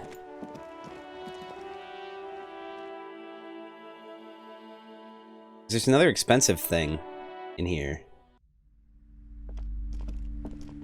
A small mountain of colorful board game boxes. Yes. There are numerous types of games for all ages.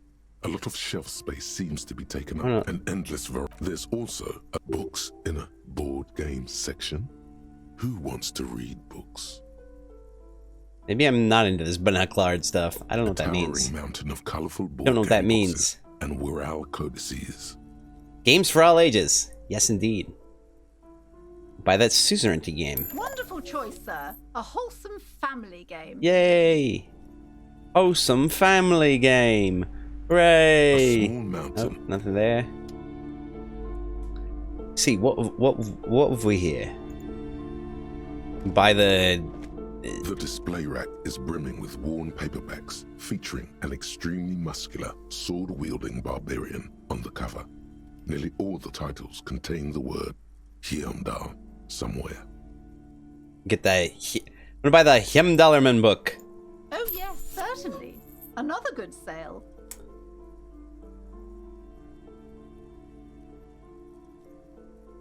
I'm gonna buy the Man from Heimdall and the Devil one. It is a bestseller for a reason. Is it? Is it though? Alright. This doesn't have the guy on the cover. Okay. Alright. A classic! On the frontispiece, an anatomically unrealistic muscle man is reaching into a mountain stream, yearning to touch his glimmering mirror image. His eyes are full of childlike wonder. On the blood-soaked snow right next to him lie two giant Zweihunters.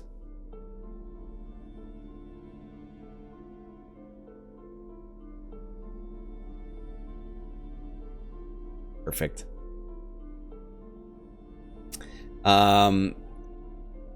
Frontispiece of this old paperback features a muscle man in chains kneeling before a salacious-looking woman on a regal seat.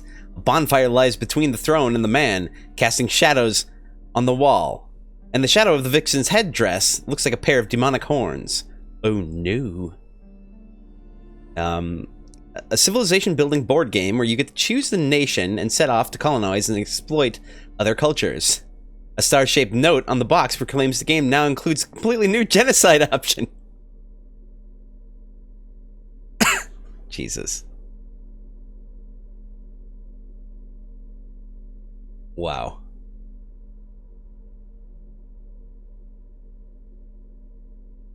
You offer this game to a friend of yours since you're not owning a PC right now. It's your way to enjoy that game via proxy, sort of. Enjoy it vicariously. Jesus, indeed. That's right. That's right. That's right. Let's see. Let's read this one. The cover of this tattered paperback features the man from Yeomdar standing atop a pile of bloody corpses. His two Zweihanders are crossed over his massive chest in a dramatic X, their blades dripping with gore. That's not what it said.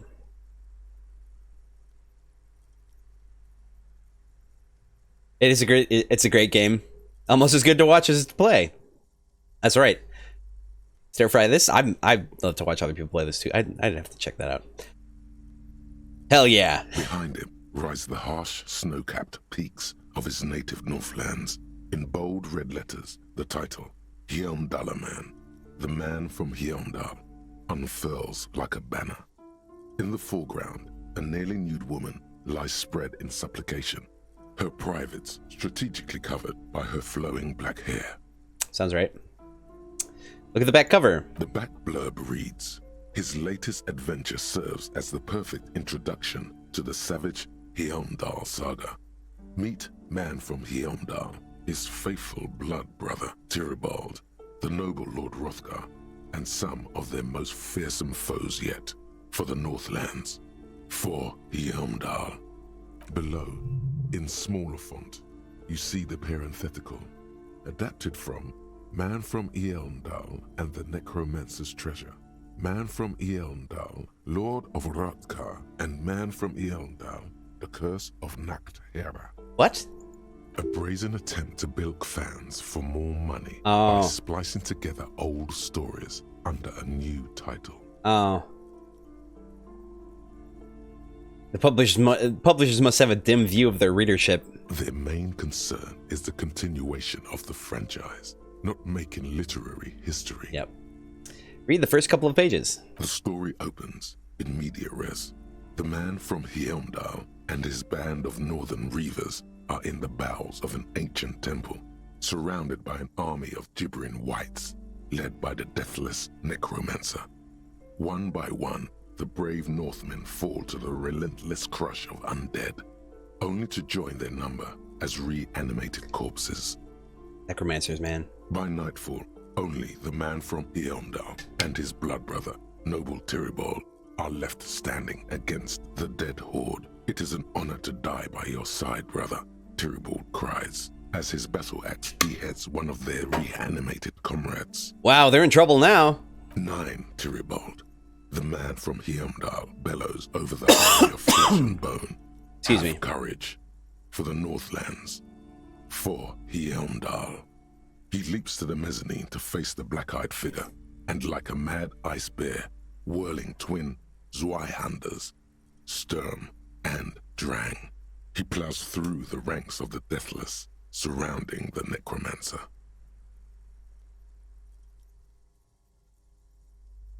Sturm and Drang.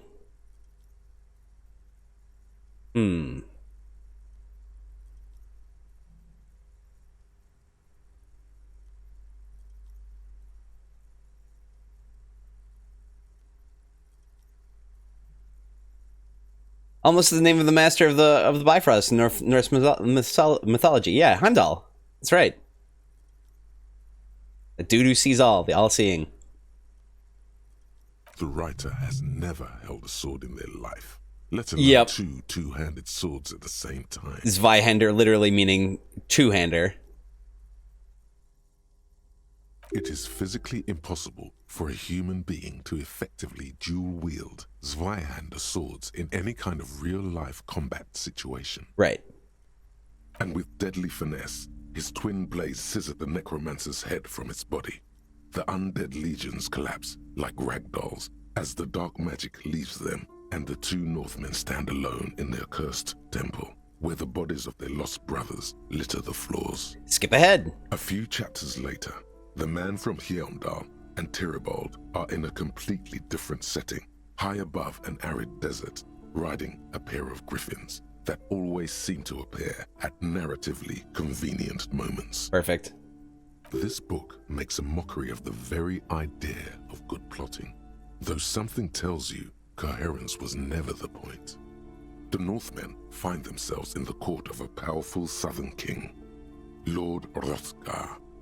The old king beseeches the man from Heimdall to rid his kingdom of the Nachtherra, a subterranean clan of blind wizards who traded their souls for demonic powers. Night something. The man from Heimdall extracts a high price from the desperate king. He asks land for the homeless desert pygmies living exiled in the kingdom's borderlands. Hrothgar offers the hand of his eldest daughter instead, but the son of winter does not budge. Hold on. Why is the man from Heimdall doing any of this? What do you mean? Why is he doing all of this? Because the flame of justice burns bright within his chest.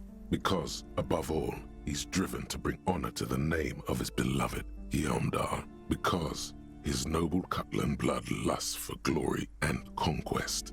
It cannot be denied. Is that all? What do you mean, is that all? Is there anything else to his character? He is the man from Heimdall, forged in the fury of battle. Death was his sire, and blood his dam. He had but 14 winters when he left his frigid homelands in Cutla to seek glory and honor. That is his character. He doesn't even have a real name. What is inside this man? Or is muscle and bone all he is? Okay, but does he have any internal tension? He is the wildest man alive.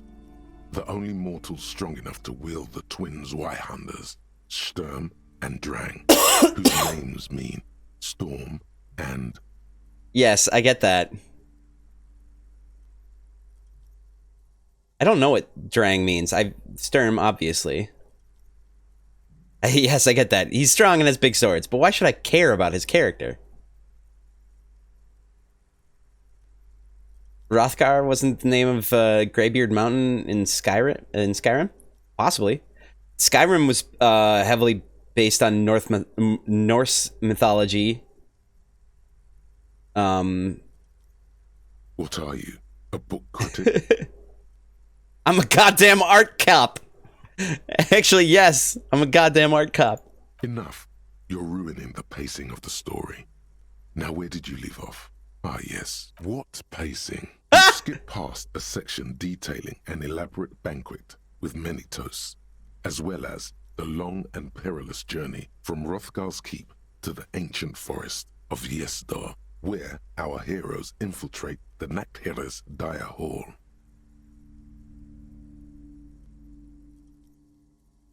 This Heimdall guy seems pretty Nordic. Hell yeah, this is the Northlands. In the center of the great hall stands a blood altar on which a pair of Nachtherra are disemboweling a shrieking peasant, an unholy rite that empowers the Nachtherra forbidden magic.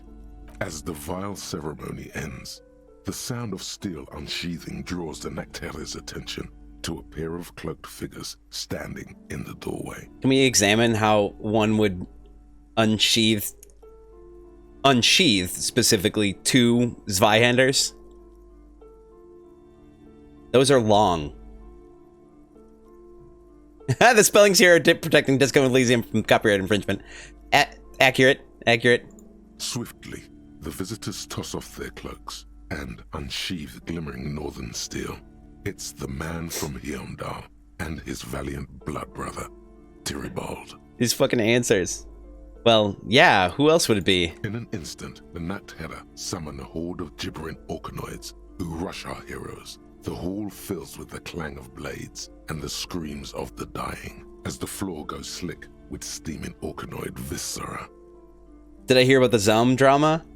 About the writer of the game, like, getting fired? and contesting the like trying to get the story back or something.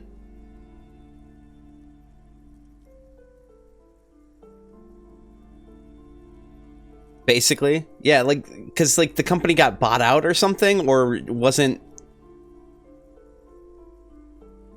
I'm not entirely clear on the details, but. Oh, for fuck's sake! Thank you, conceptualization. When the din of battle settles, only the man from Hyamdal and Tirabol remain standing, exhausted and dripping with the entrails of their foes. The two Northmen confront the foul Nactera. The man from Hyamdal's solid blue eyes fill with indescribable fury. For the Northlands, he cries, rushing headlong into a desperate melee. Gotta be kidding me. What? This is almost exactly the same as the first scene. Even the word gibbering is used twice. In the first scene, the man from Hyamdal fought a powerful necromancer and his army of the dead. Now, he's confronting a pair of Nactera and their horde of Orkanoid thralls. The two couldn't be further apart. Okay, fine. What happens An next? Excellent question. One easily answered by purchasing the next thrilling chapter in the Hyamdalaman saga, Hyamdalaman at the Gates of Tomorrow. The last page of this one merely reads, "To be continued." Considering the sheer amount of different Hyamdalaman books out there, it's very unlikely you're ever gonna find the sequel. The man from Hyamdal stares at you on the cover, his face fixed in grim resolve. Damn it. All right. Drama everywhere. That's for real. I feel like that drama did get resolved in some capacity, I want to say.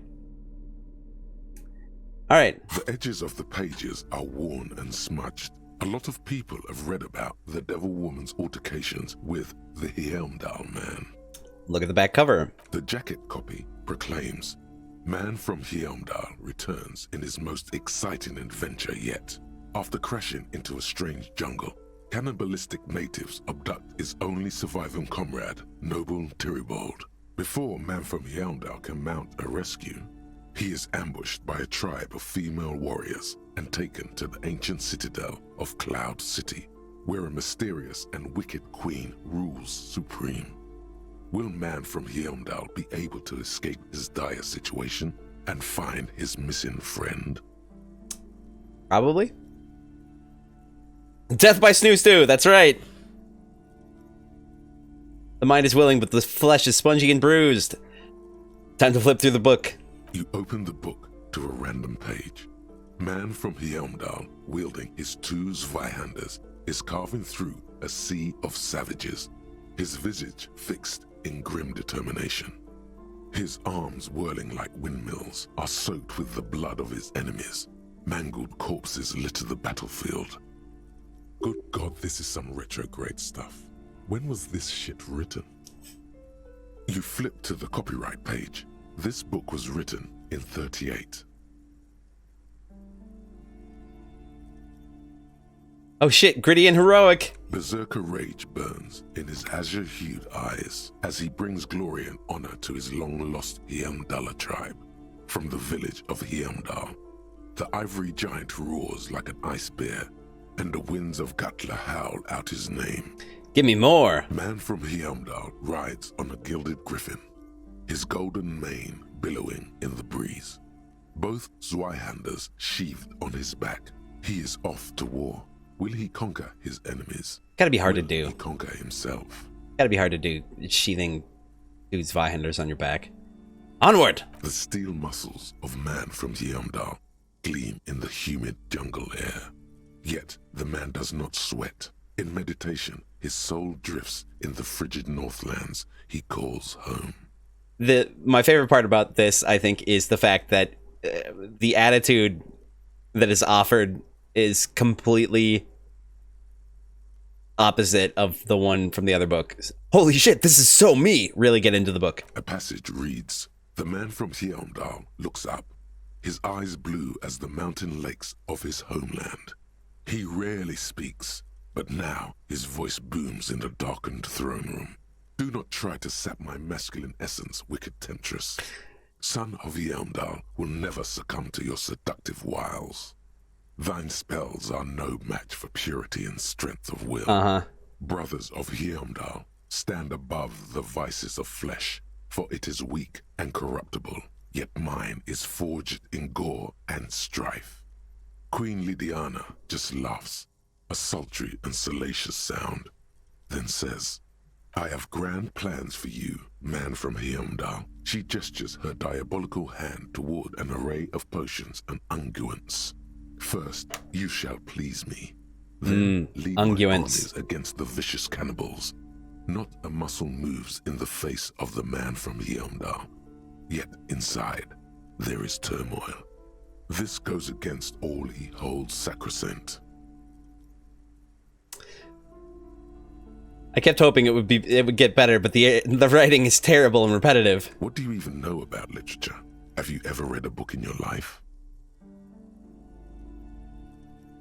Excuse me, I know a thing or two about critical analysis and art. Write a thesis. Man from Yeomdal is done with you. Aww.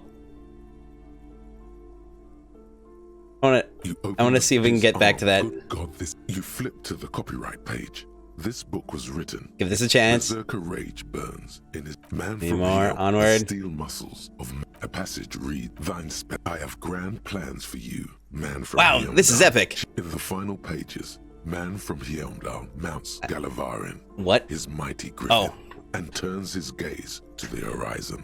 Queen Lydiana is dead, but an army of cannibals is storming the gates, and still there's no word of trusty Tirabol. Oh no. Whatever will our hero do? What happens next? You'll have to pick up Man from Yeomdal and the Three-Eyed Skull. Of course. Available in fine bookstores everywhere. Spring 39. Of course. Of course. Alright. Let's put that book away. Okay. Alright. Now, finally. Actually, I am going to save. Just because we've gone through a lot of stuff. And we shaved off a good amount of time. But now let's look at the actual game. In your hands, you hold a brand new copy of the game, Suzerainty. It's snugly wrapped in a skin of plastic. The cover features a charming illustration depicting a mass of grinning laborers loading goods onto a ship, while a richly dressed administrator oversees their work. Those administrators in their rich dress.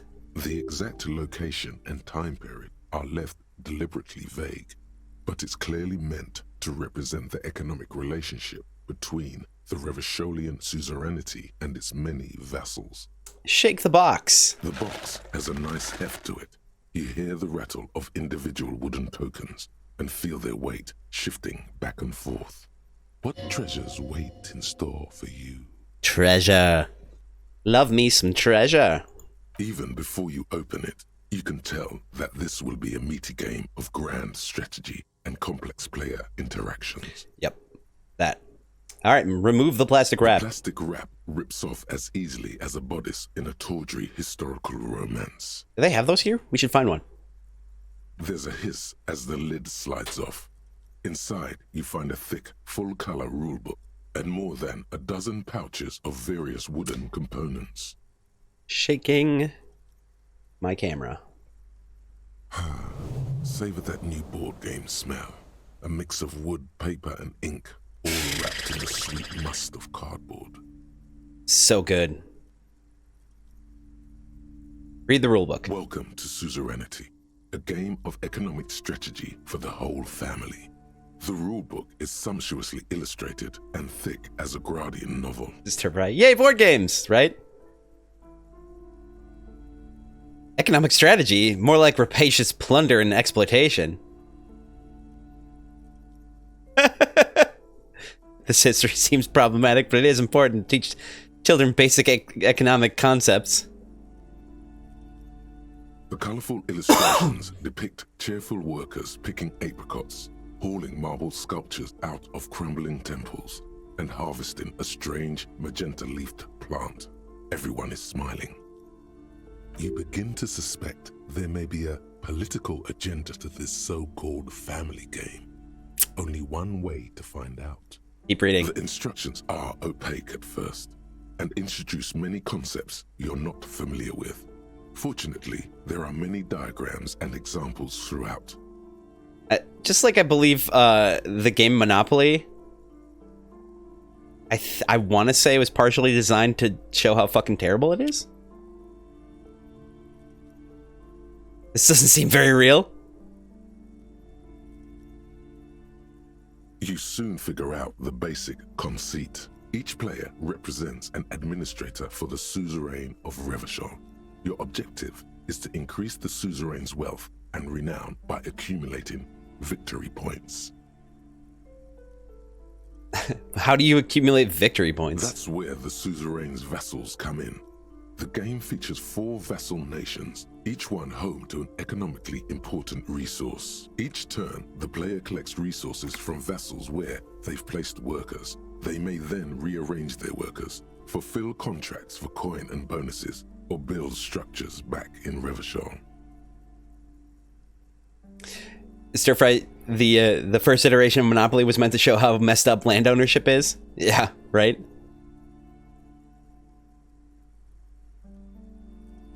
As you leaf through the pages, your eye catches on a sidebar labeled Advice for Beginners.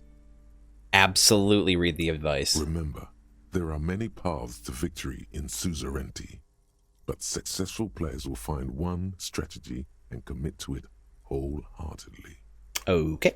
How is the winner determined? The actual scoring system appears infinitely complex, with a series of tables and appendices required to compute each player's final victory point total.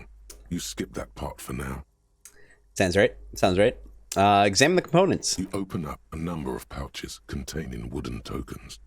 There are also several punch boards with other cardboard components that will need to be punched out before you can play. Punch out the cardboard pieces one by one. This part is awesome. Each cardboard token makes a satisfying tsk as you pop it out. Soon, a neat pile of cardboard coins and counters has accumulated before you.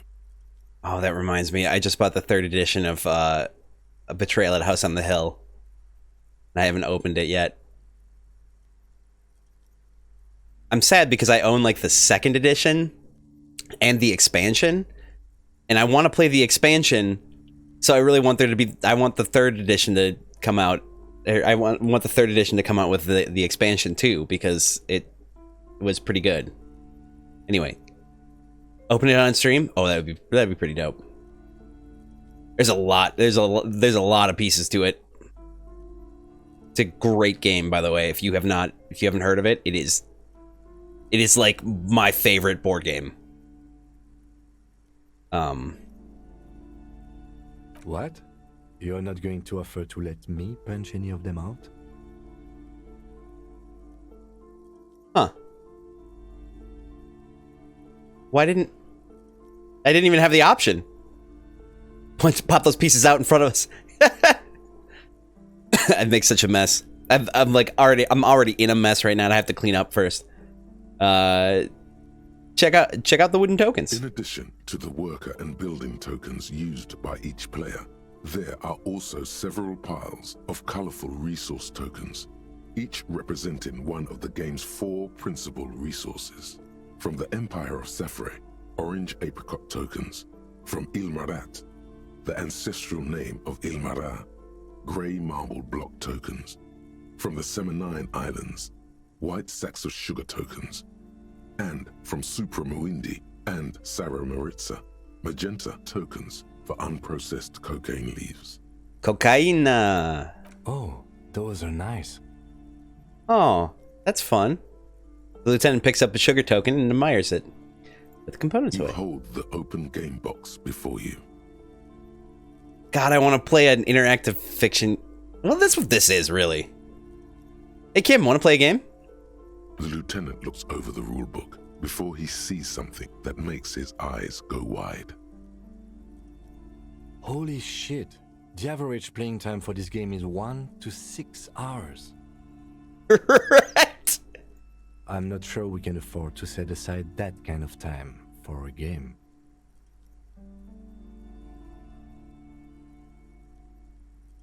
We absolutely can.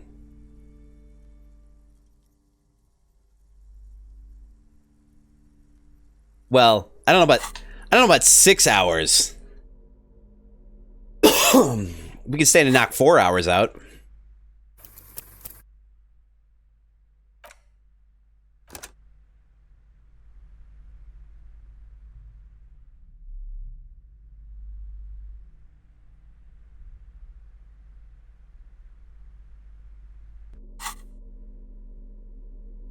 Let's try it.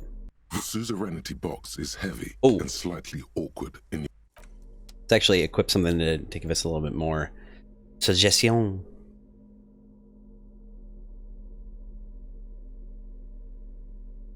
Come on, baby. Give me some suggestion. Suggestion. That's -1 to suggestion.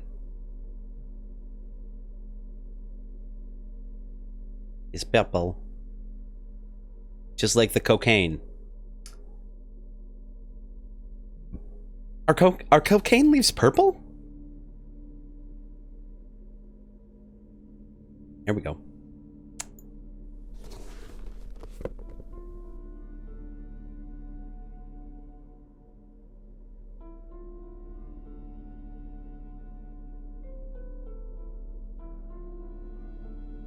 Oh, okay. I guess we don't have anything that gives really anything to suggestion. And that's alright, I guess. That is alright, I suppose. Still good at a French accent? Thank you. Thank you. Yes? Appreciate it. Oh, nope. You applaud me for that? I appreciate it. I appreciate it. I practice a lot, apparently. The suzerainty box is heavy and slightly awkward in your hands.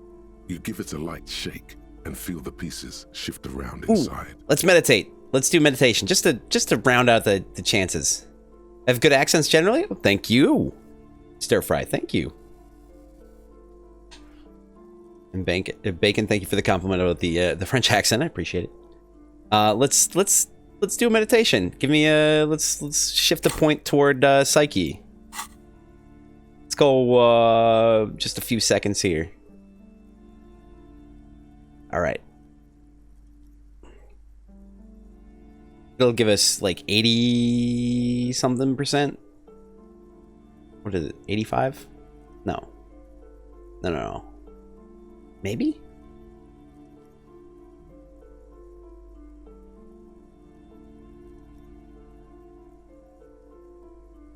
I missed something. Did I do the wrong thing?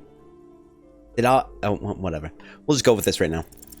What is detective work if not an elaborate game? You need logical inference, attention to detail, the ability to analyze your opponent's motives. Come on, it might help us think of more creative solutions to the case. I do feel like my thinking has become somewhat rigid. Yes, good. Maybe a little diversion to keep the mind limber. Yes. What's in order? Yes, good. I don't want it to be midnight, though. See? He's doing the hard work himself. All he needed was a little nudge. All right. You've convinced me. How do we play? Ooh. Poll for this one. Number 1 is, I don't know. Let's wing it. Number 2 is, I read the rules already. I'll show you.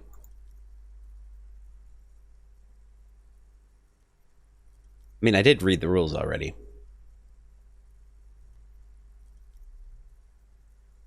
Stir fry, is that you?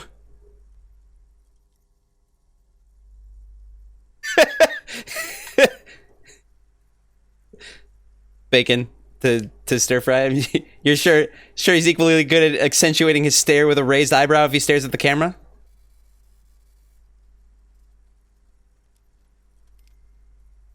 I don't know. Let's swing it. You bring the same unorthodox technique to playing board games as you do to detective work. When I thrash you, I want to make sure it's by the book.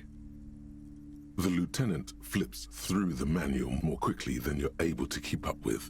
Then you each take your bag of tokens and counters and unfold the board between you. In the center is the crown of Revachol.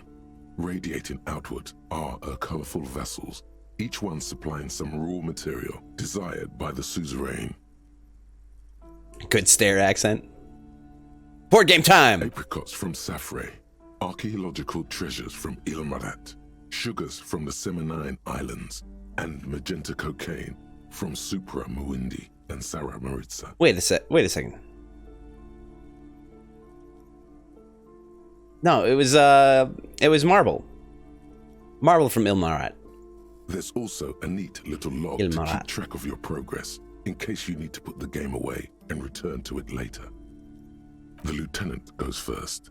He draws a contract card and moves several of his workers to the Safre territory of the board, and the others to the Seminine Islands. What is this? All right, detective, your turn. It's like Risk? You have a few options available to you. Will you try to fulfill contracts right away, or rearrange your workers to maximize production on future turns? It's like, this is like a combination of Risk and Monopoly. Remember what the rulebook said. You'll want to choose a strategy early on and stay committed to it. Okay.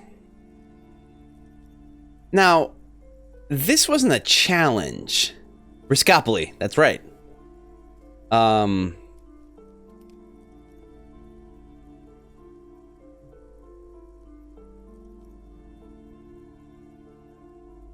Let's poll for this one.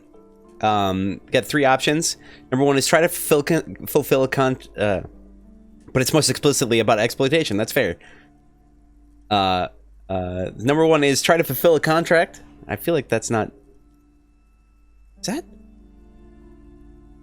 Is that how you spell fulfill? Must be. Losing my mind. Fulfill a contract. Number 2 is let your workers rest for a while. And number 3 is just do whatever Kim did.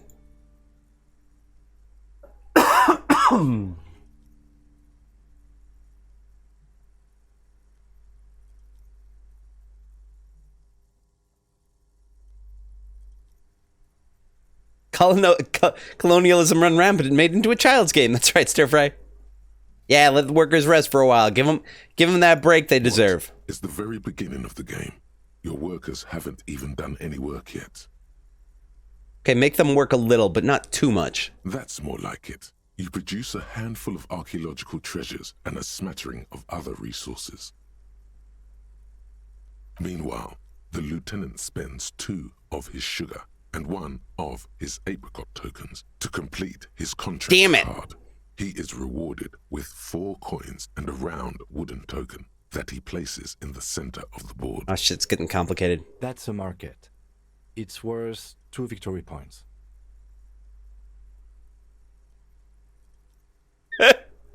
I'm pulling for this one. I have 3 options. Number 1 is, hey, Kim, hey, why don't I get one of those? Number 2 is, Kim, can I do my first turnover? I think I messed up. Number 3 is, glower silently. Oh, God. This is quality. This is some quality shit. I'm digging it. I'm digging it. Real good. Alright. Glower silently. The lieutenant returns your baleful look with a satisfied grin. Come on, is that your game face? You're practically broadcasting your position to the lieutenant with that expression. Glancing over the board, you see several possible strategies. Pressing more workers into service would increase your economic output and help you to survive a possible conflict with the lieutenant. Or you could ignore your labor supply and focus on fulfilling contracts for points and resources. I think we're supposed to focus on the one. Those aren't your only options. You could also show your workers how much you appreciate them by investing some of that wealth in them. After all, they're the ones producing wealth for the suzerain. I'm going to take that option, and I feel like it's going to cause me to lose. Well, sure, you can do that. It's just not a terribly effective strategy. Yes. It's up to you. Invest in your existing workers. To the lieutenant's puzzlement, you spend several turns building various improvements to your territorial infrastructure. Soon, your workers have access to clean water, paved roads, and basic hobbies. In return, they produce 1 extra resource per turn. Gaze on your workers like a benevolent parent. Too bad investing in your workers just isn't worth many points. What do you mean? Take a look at the scoring tables in the back.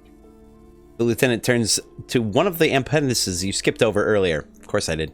You see in Table 8C that investing in territorial infrastructure multiplies your final victory point total by 1, which is to say not at all.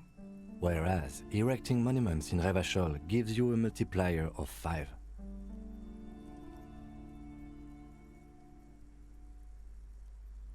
Yeah, that's what I thought. So you're saying the value... Well, I'll pull for this one, for sure. The 3 options. Number 1 is... So you're saying the values of the ruling class are completely divorced from the well-being of the people who generated their wealth? Number 2 is... So you're saying that I should treat my workers like disposable labor instead? Number 3 is... So you're saying I'm fucked up? Go ahead. This is so good. This game. So good.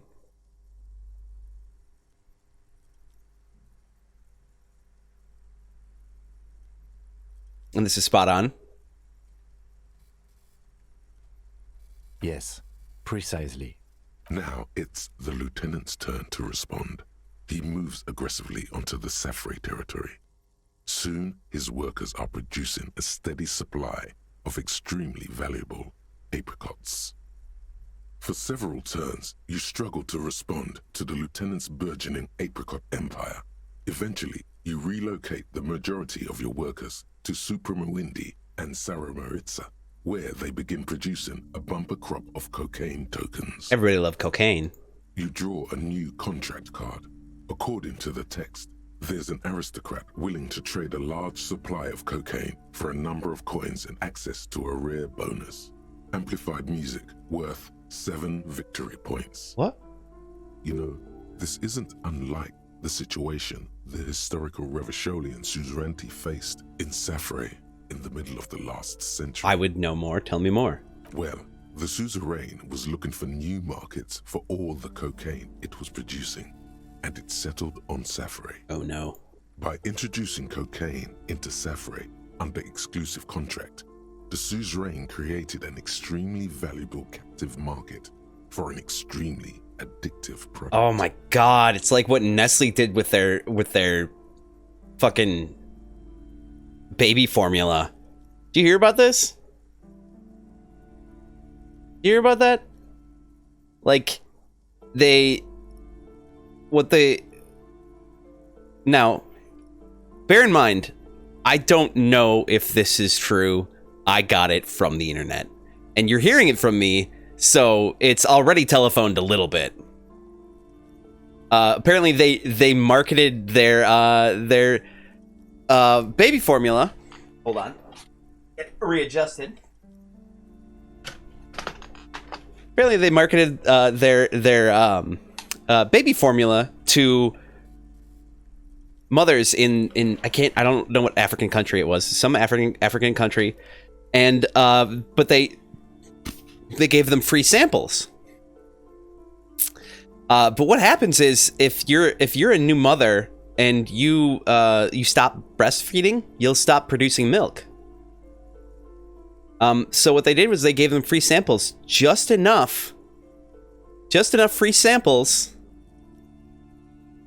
for the mother to stop producing milk, so that they had to continue to buy it because they couldn't produce their own. And that is some fucked up shit. If you could somehow get the lieutenant's workers addicted to your cocaine, you could not only make them less productive, you would also force the lieutenant to pay you for your cocaine tokens each turn. Oh. Yeah, captive market. Fuck capitalism is right.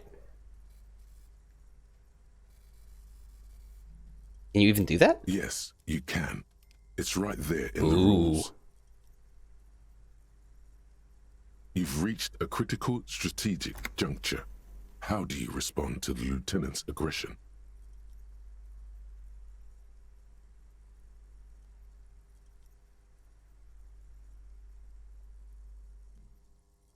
All right, I'll poll for this one.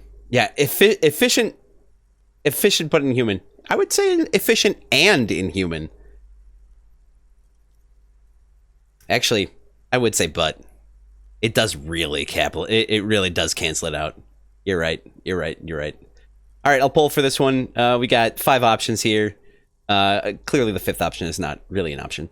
Number 1 is rock and roll, baby. Go for the contract. Number 2 is give back to the workers. Number 3 is, sorry, Kim, you're not going to like this. Introduce the lieutenant's workers to cocaine. Number 4 is attack the lieutenant and steal all his resources. Number 5 is, I'm bored with this. Let's do something else. All right, go ahead. And what's the importance of efficiency if not to preserve humanity, right? See, that's the thing. Like,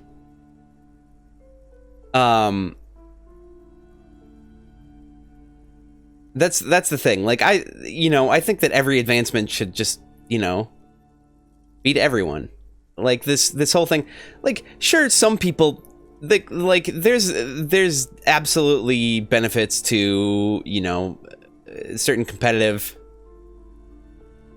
things, like, competing for some things, but like supporting and nurturing everyone to a solid extent is really the best way. So what gives back, what's best for the society is best for the individual too.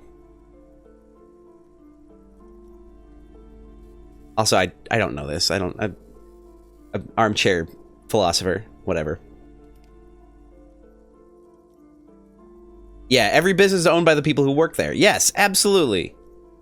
That's the thing. All right, we'll give back to the workers. Instead of focusing on amassing points, you embark on a quixotic project to win the hearts of your worker tokens.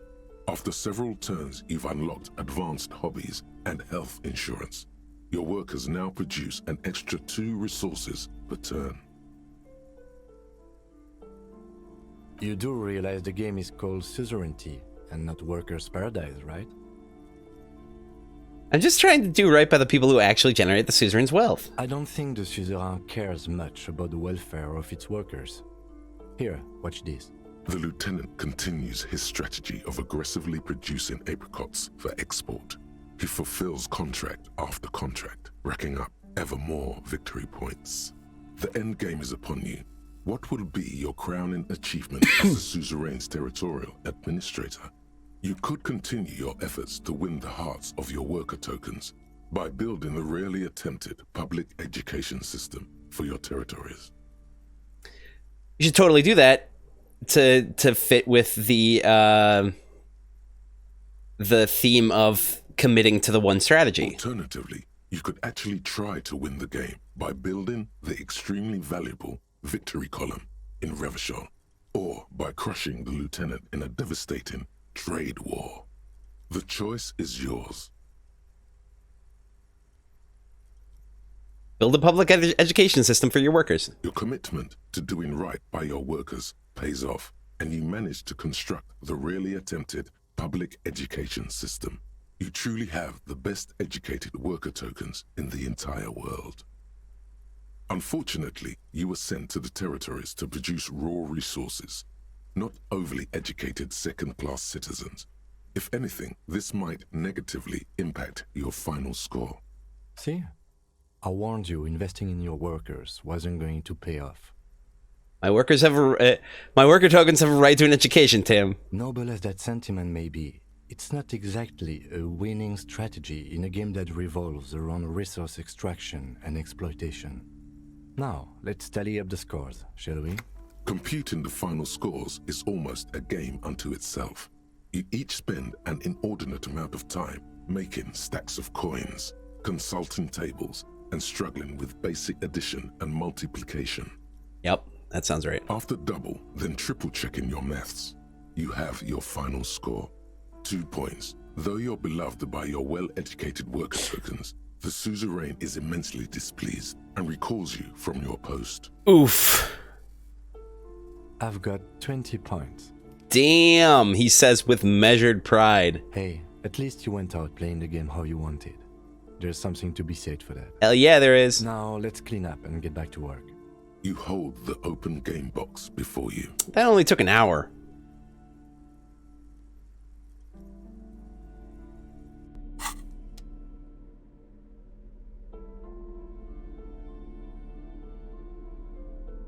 You fucking murdered that game. You just ripped that game to shreds. It's almost reading group time. Well, got what, 3 hours?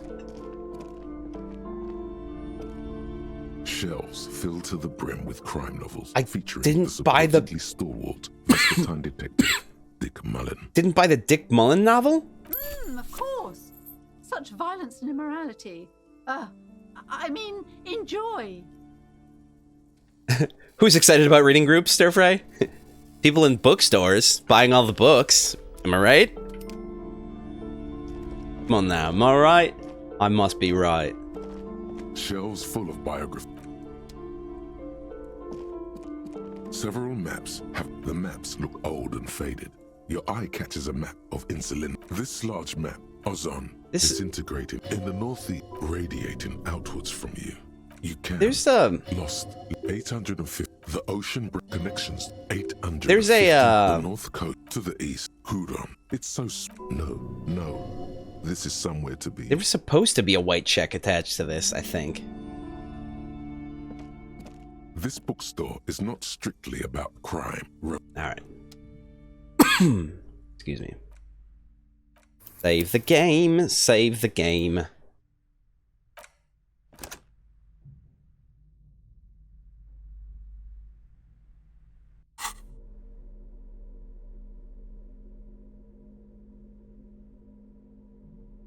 All right, another Dick Mullen book that woefully misrepresents the nature of police work, right? In this one, our detective returns from a trip of having successfully solved one case only to embark on another. Does he finally face the taxing nature of his occupation? No, he doesn't even look like a normal officer of the law. Right? In your hand, you hold Dick Mullen and the mistaken identity. The brittle paperback feels fragile to the touch. I'm under the impression that most detective novels, well, okay, gumshoe novels, feel like aren't they usually like, isn't the stereotype they're private eyes? Which is not actually law enforcement, technically. Examine the cover. The cover features a pastiche of different scenes. In the foreground, Goodness. A man in a dark overcoat clutches a pistol to his chest. Rising up behind him are two silhouettes wrapped in a passionate embrace. Sounds about right. The tagline reads, Detective Dick Mullen must prove his innocence after an old friend is murdered by someone who looks just like Dick Mullen. That seems to sum up the premise nicely. Yep. Are you really reading that, detective? I really need to know who this Dick Mullen guy is. Good luck finding it. He's not much of a character, I think you'll find. Just a stand-in for the reader. The point is for the reader to feel like they're solving the crime along with Dick Mullen. A crude narrative convention, but no less effective for it. Start reading. The story opens with a knock at the door. Detective Dick Mullen is greeted by an old friend, Charlie Spillane, who's come to Mullen to ask a favor on this dark and cold night. Spillane needs Mullen to drive him in from Vesper to a small town along the Insulindium coast. Despite his friend's apparent agitation, Mullen does as he's asked, then returns home where he passes out drunk, as he does most nights. Look, I can't judge. 2 days later, Mullen is arrested by the Vesper police and charged with the murder of Charlie Spillane. At his interrogation, Mullen learns that Charlie Spillane was shot in a bar in the very town Mullen dropped him off in by a man matching Mullen's description. Oh shit!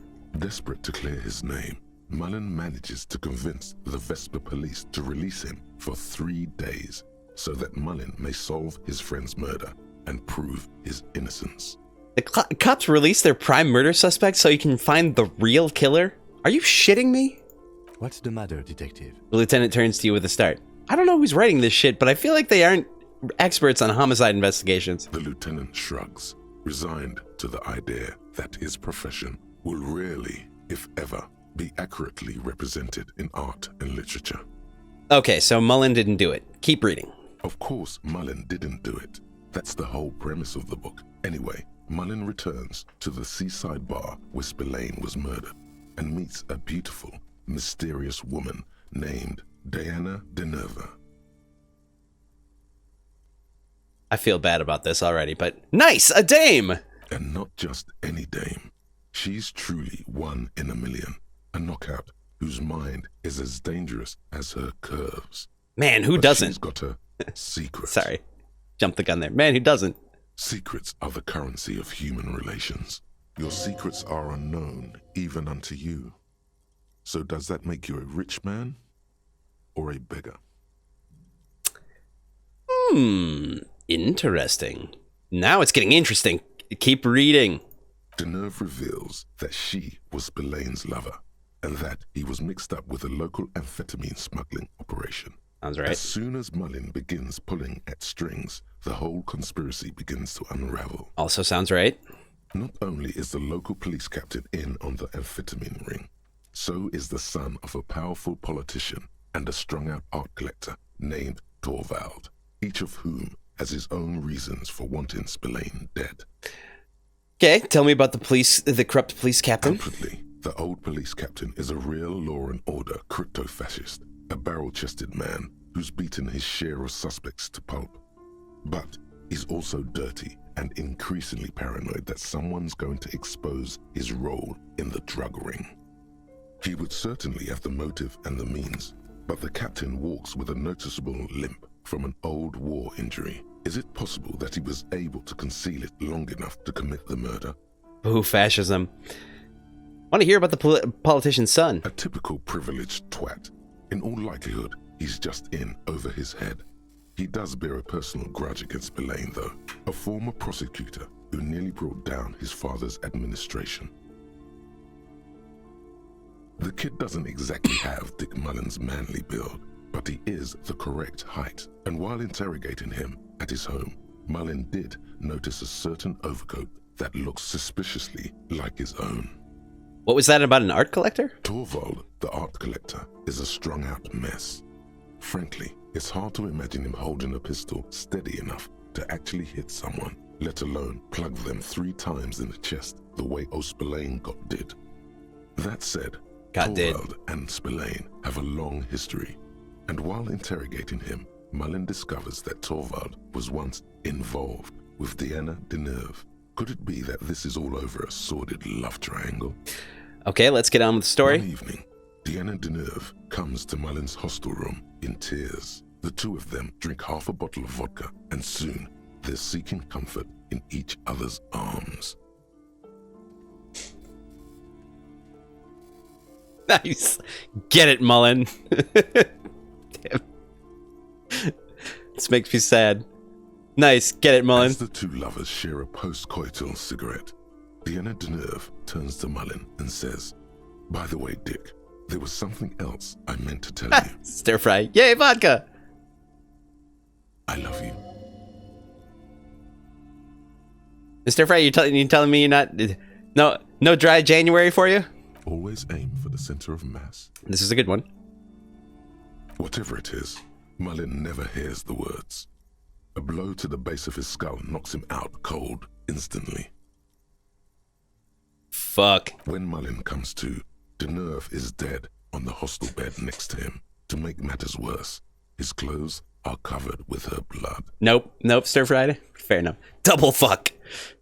Mullen trashes his blood-stained clothes and flees the hostel, knowing it's only a matter of hours before the cops discover Deneuve's body, if they haven't been tipped off already. The heat is on. If Dick Mullen can't solve both murders before the cops catch up to him, he's going away for life. Stir fry, you're perpetually moist? That is an unfortunate turn of phrase. Can you solve the case before the cops close in? Wait, I've got some questions first. What is it, detective? Why does everybody close to Dick Mullen end up dead? It's a dangerous line of work, but somebody has to do it. That's why Dick Mullen never lets anyone get too close. Milord Bacon, moist of the time? Perfect. Thank you for that. Why did Dick Mullen become a detective in the first place? There was never a time when he wasn't a detective. He was born a detective. Was I not born a detective? For a moment, you cease to read the story on the page and see the book for what it is. A collection of brittle, cheaply printed pages held together by glue made from the hooves of horses. Oh.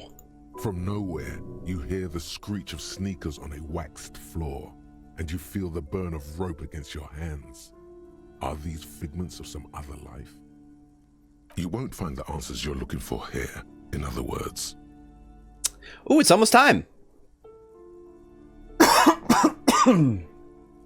Coincidentally, almost time for a break.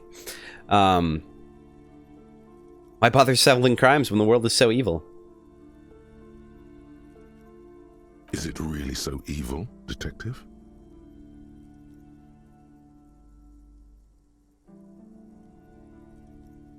Okay, maybe not. There are parts worth saving. Like what?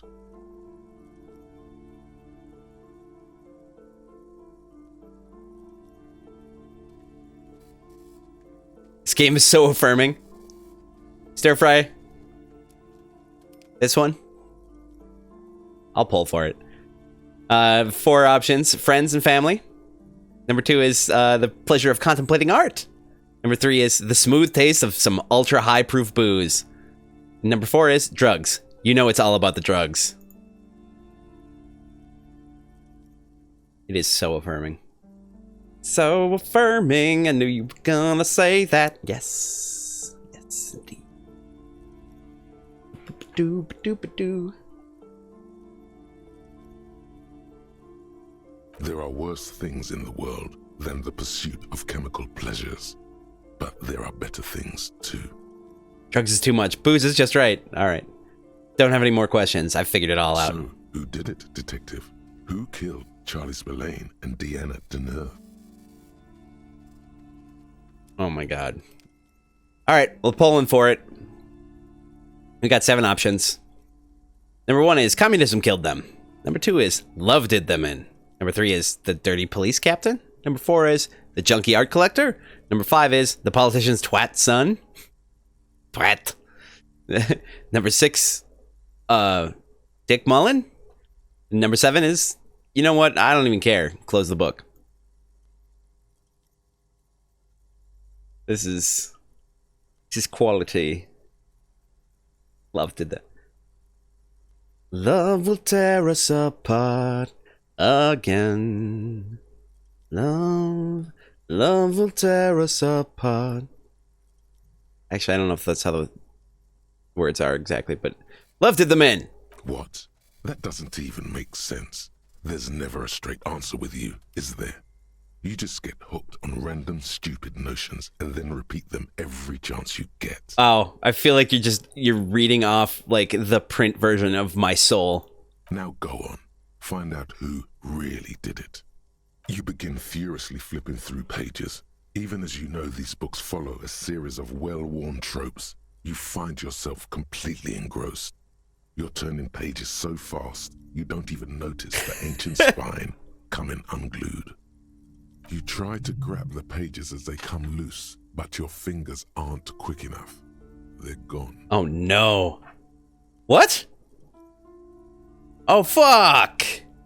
20? Dozens of pages scatter across the floor. The last fifth or so of the book seems to have been lost. It's possible that you could gather and reassemble the pages, but it would take way too long. Damn it! Gah! Now I'll never know! Too bad, detective. If it's any consolation, the resolution is almost never very satisfying. And on that note, perhaps we should get back to making sense of our own case? Yeah, Last year, more than 71% of murders in Revachol went unsolved. In Revachol West, that number was closer to 85%. In your hand, you hold 4/5 of Dick Mullen and the mistaken identity. Why? There's truly no point. You'll never know who did it, because those pages have literally been scattered to the wind. Damn it. You're right. I should just quit. Close the book. In your hand, you hold... Book away. I want to relive the experience. It's So close. Come on, man. All right, save the game again.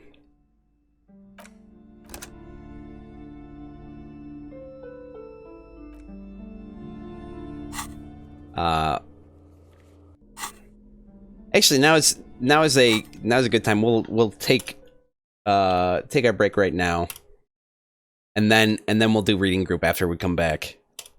So go ahead, get stretched out, go to the bathroom, grab a drink, grab a snack, run around the block, come back in a few minutes. See you then. Bacon, you were in the shower for like 15 minutes? You're preparing yourself for the weekend? Yeah, doing chores that pile up while you're working or being sick. Yeah, that's like, just feels like, you know, that's what the weekend is now. Maybe that's what the weekend has always been, but I always thought it was, you know, like, here's some time for relaxing, you know, because you had time during the week to do all the things you needed to do, right? You weren't working all of your hours away for someone else who's not paying you nearly enough, and certainly making a lot more. Capitalism does not have time for relax. If it was smart, it would.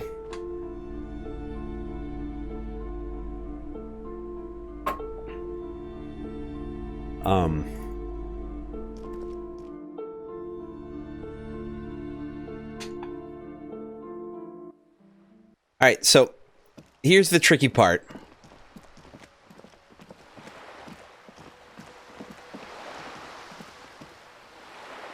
Being a responsible adult is painful at times. Yeah, for real. I'm gonna save it up. We're gonna, you know, read something to pass just a few minutes.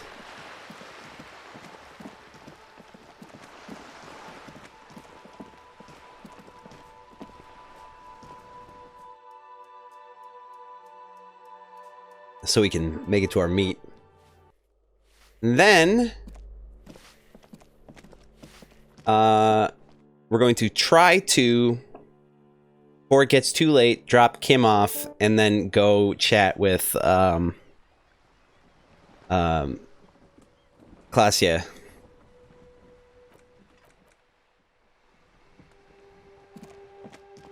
Can't believe you didn't give us a brush. Hello again, officers. That sucks. Do not know how we were going to get one. If we're going to get one.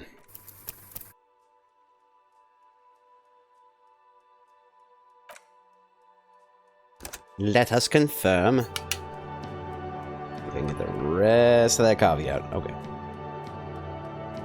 Did I just save? I feel like I just saved. Probably did. Whatever. Whatever. Alright, let's see.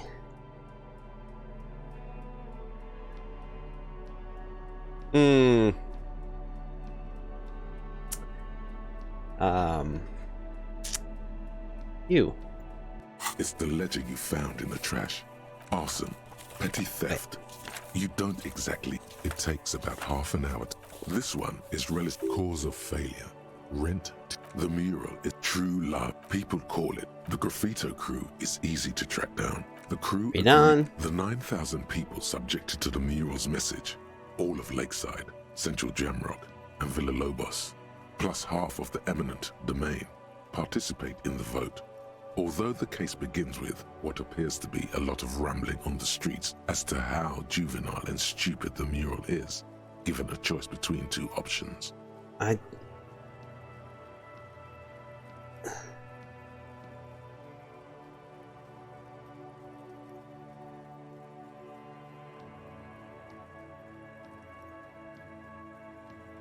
That thing and that fucking thing.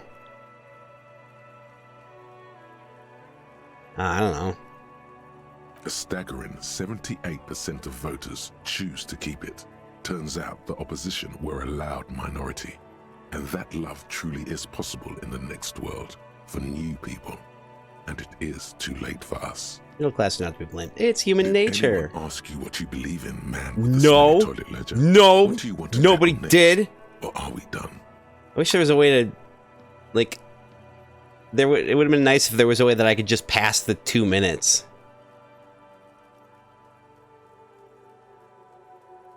Not much has Actually, changed. Let me reload. Yeah, I was way past though. Like I was like, I didn't want to be 42 minutes in. I wanted to be like 10 or 10:05. I'm gonna see if there's just a way that I can pass just like a couple minutes, like maybe, yeah, because the man from Hyundai, you know the story by heart at this point. Nothing, you know the story by heart. The back blurb below, in a brazen attempt to bilk fans for more money by splicing together old stories under a new title. Well, there's a demand, there's always a supply, there's nothing wrong with that. People find comfort in familiarity. The back blurb below, a brazen attempt to bilk fans Wait a for second. more money by splicing. People find comfort in familiarity. What took the minute there? Old experiences, looking at old photos.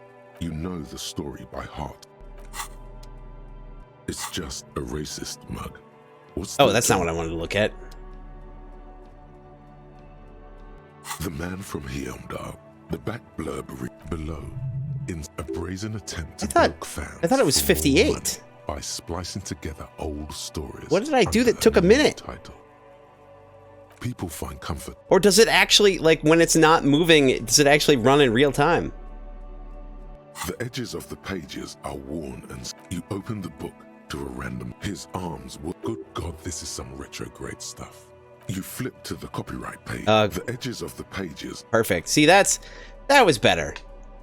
That was better. Like 15 minutes past, that's not so bad. I do want to go ahead and... What?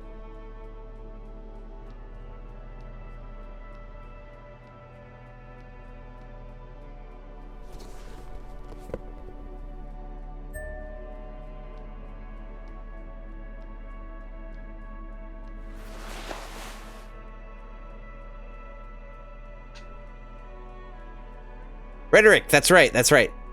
Thank you.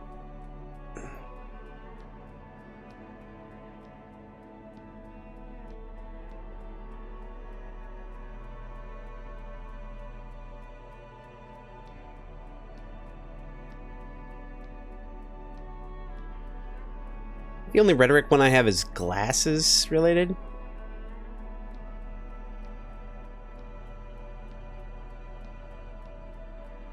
Nope, shirt.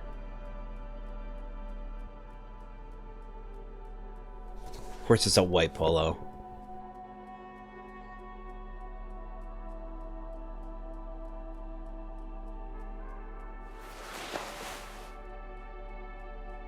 Whoa, there's something funky going on here. What is up? Oh, it's because we're like too close to Kim. There we go. That's better. Okay.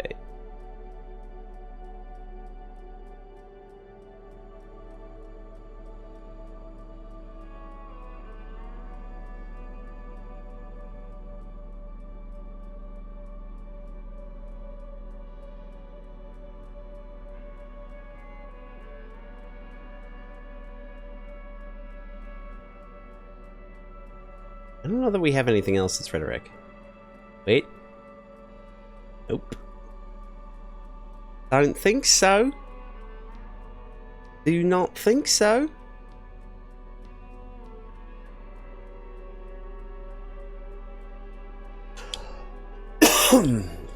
I'll take it. I'll take what we got.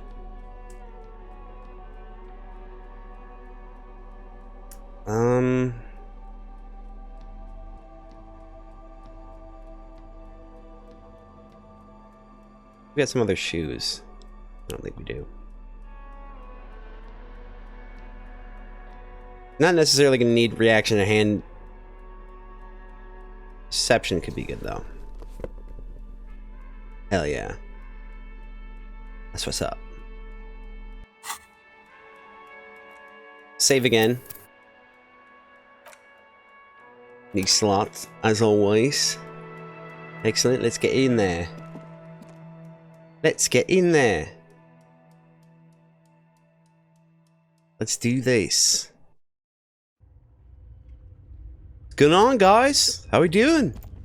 Everyone doing all right? You know, if you wanted to borrow my jacket, you could have just asked. I'm wearing his jacket. Think I fucked up, man. It looks better on you, anyway. He never had the shoulders for it. But no matter. What's on your mind? Oh. It points to the art supplies. I'm guessing these pots of gouache belong to Cindy? Yeah, it's hers. She just sort of moved it all in a few months ago. She said if she's going to make truly radical art, she needs a suitably radical workspace. And I don't think she could afford rent at an actual studio. Do you like her art? Oh, sure. It's definitely interesting, I would say. Interesting? Isn't that just binoclard for I don't have a real opinion? I thought interesting was what people said when they don't have anything real to add. His companion's eyes widen with interest. He has a cold smile. If this is what the Union man meant by theory combat, you've just scored a decisive blow. Come on.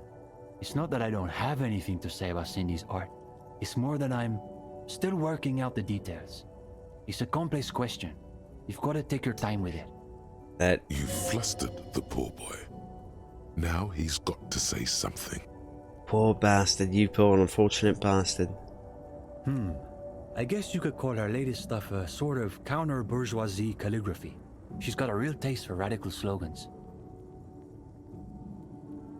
It's too bad she hasn't developed the theoretical foundation to do truly radical work. I think she'll get there, though. She's still looking for a subject equal to her ambitions. Now I'm wondering, what's the deal with this place? The deal? At a fundamental level, I guess you could call it the shattered bones of a dream crushed by capital. A feeble and hopelessly mixed metaphor. That's really good, Steban. You should save that for an essay. Thanks, Uli. When the idea is sound, the words just sort of flow. Yes, now keep developing the idea.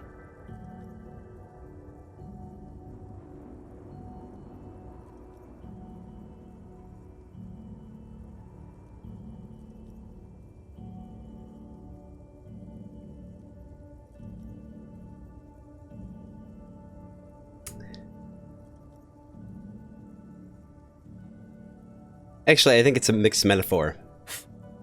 Leave it to the gendarme to enforce bourgeois stylistic values. Besides, it's just a first draft. Actually, let's... A feeble... That's really good. Thanks, Uli. Let's see what... Now keep developing the idea. This place is the Shattered Bones. That must make us the Bone Weevils. Yeah, Bone Weevils? Not as good as Steban's original idea, though. Okay, let's move on. Go ahead. Oh, we're probably gonna get access to a paintbrush over there or something. I'm ready. Let's talk about inframaterialism. Actually, let's... Nothing? Nothing? Nothing? Maybe if I use my magic tear bag? No? No? Okay. Save one more time. Not the last time, of course. But, you know, it is this time. You're back. I'm ready. Let's talk about inframaterialism. Actually, I'm not quite ready. Let me readjust. Oh, God. Oh, good Lord. Oh, yeah. Oh, no. All right.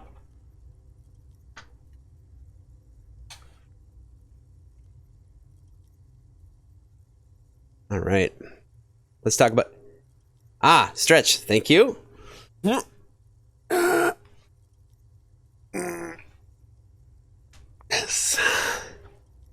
Yeah, I just got to readjust it and hydrate. Thank you. Stir fry.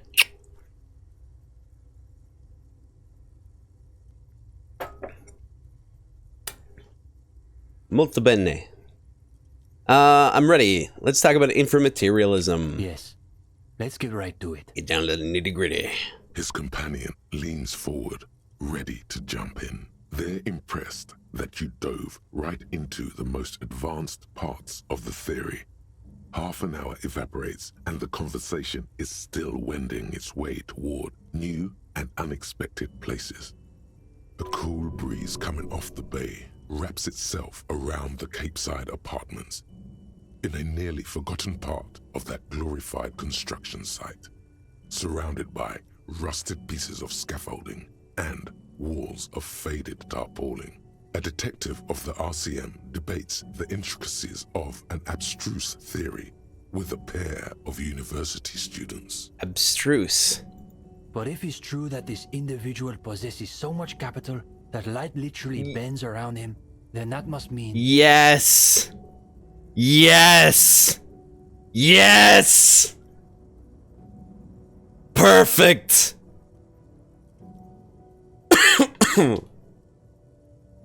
I bet this wouldn't have come up if we hadn't gotten to that dude.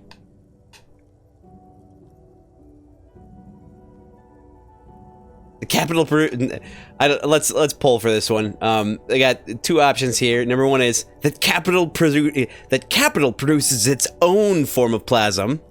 Number two is that light itself is a bourgeois illusion. All right, go ahead. Otherwise, I'll flip evens odds.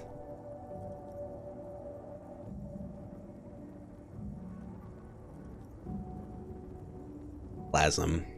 I mean, again, in this partially fantasy world or whatever is going on here, there's a possibility that weird shit like this is real. In Innocence of Capital, Puncher and Wortman argue that communists must possess as little capital as possible in order to keep their thinking undiluted by its influence.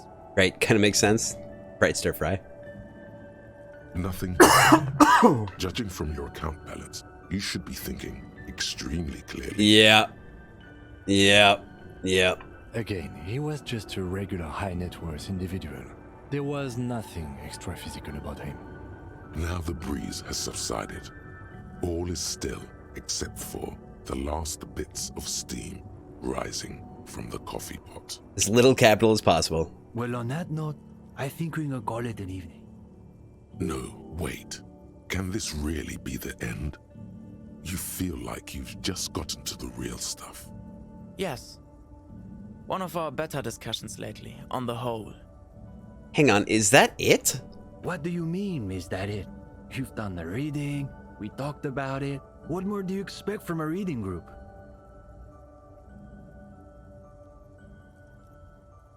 I'll poll for this one. There's two options. Number one is, what if I have more questions, you know, about communism? Number two is, nothing. I just thought there would be more. As little capital as possible. Yeah, we'll just go for it right now. What if I have more questions, you know, about communism? Well, you could always ask, I guess. The two young men look at each other a moment. You probably won't get a better chance. Honestly. But it's getting late, so maybe pick the most important question.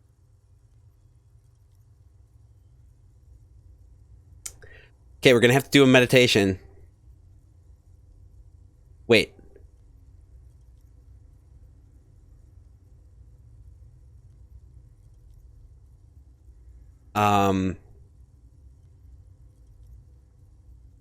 Should I just go for the red check, and should we just do the or should I ask these other two things first? But I want to do a meditation before we actually do it. What do you think, Stir Fry? Actually, here, let's poll for that. Should we ask him? Should we say we need a minute to think about it? Or should we just dive right in and do the red check?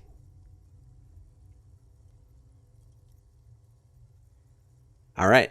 I need a minute to think about it. Come on. We have things to do in the morning. Okay. Should I ask him? I'm going to ask him. Detective, How should I know what questions you have about communism? All right, that is fine. Let's do meditation. Rhetoric is intellect. So grab a point from motorics, motorics or physique, and put it in intellect. All right, let's go for it.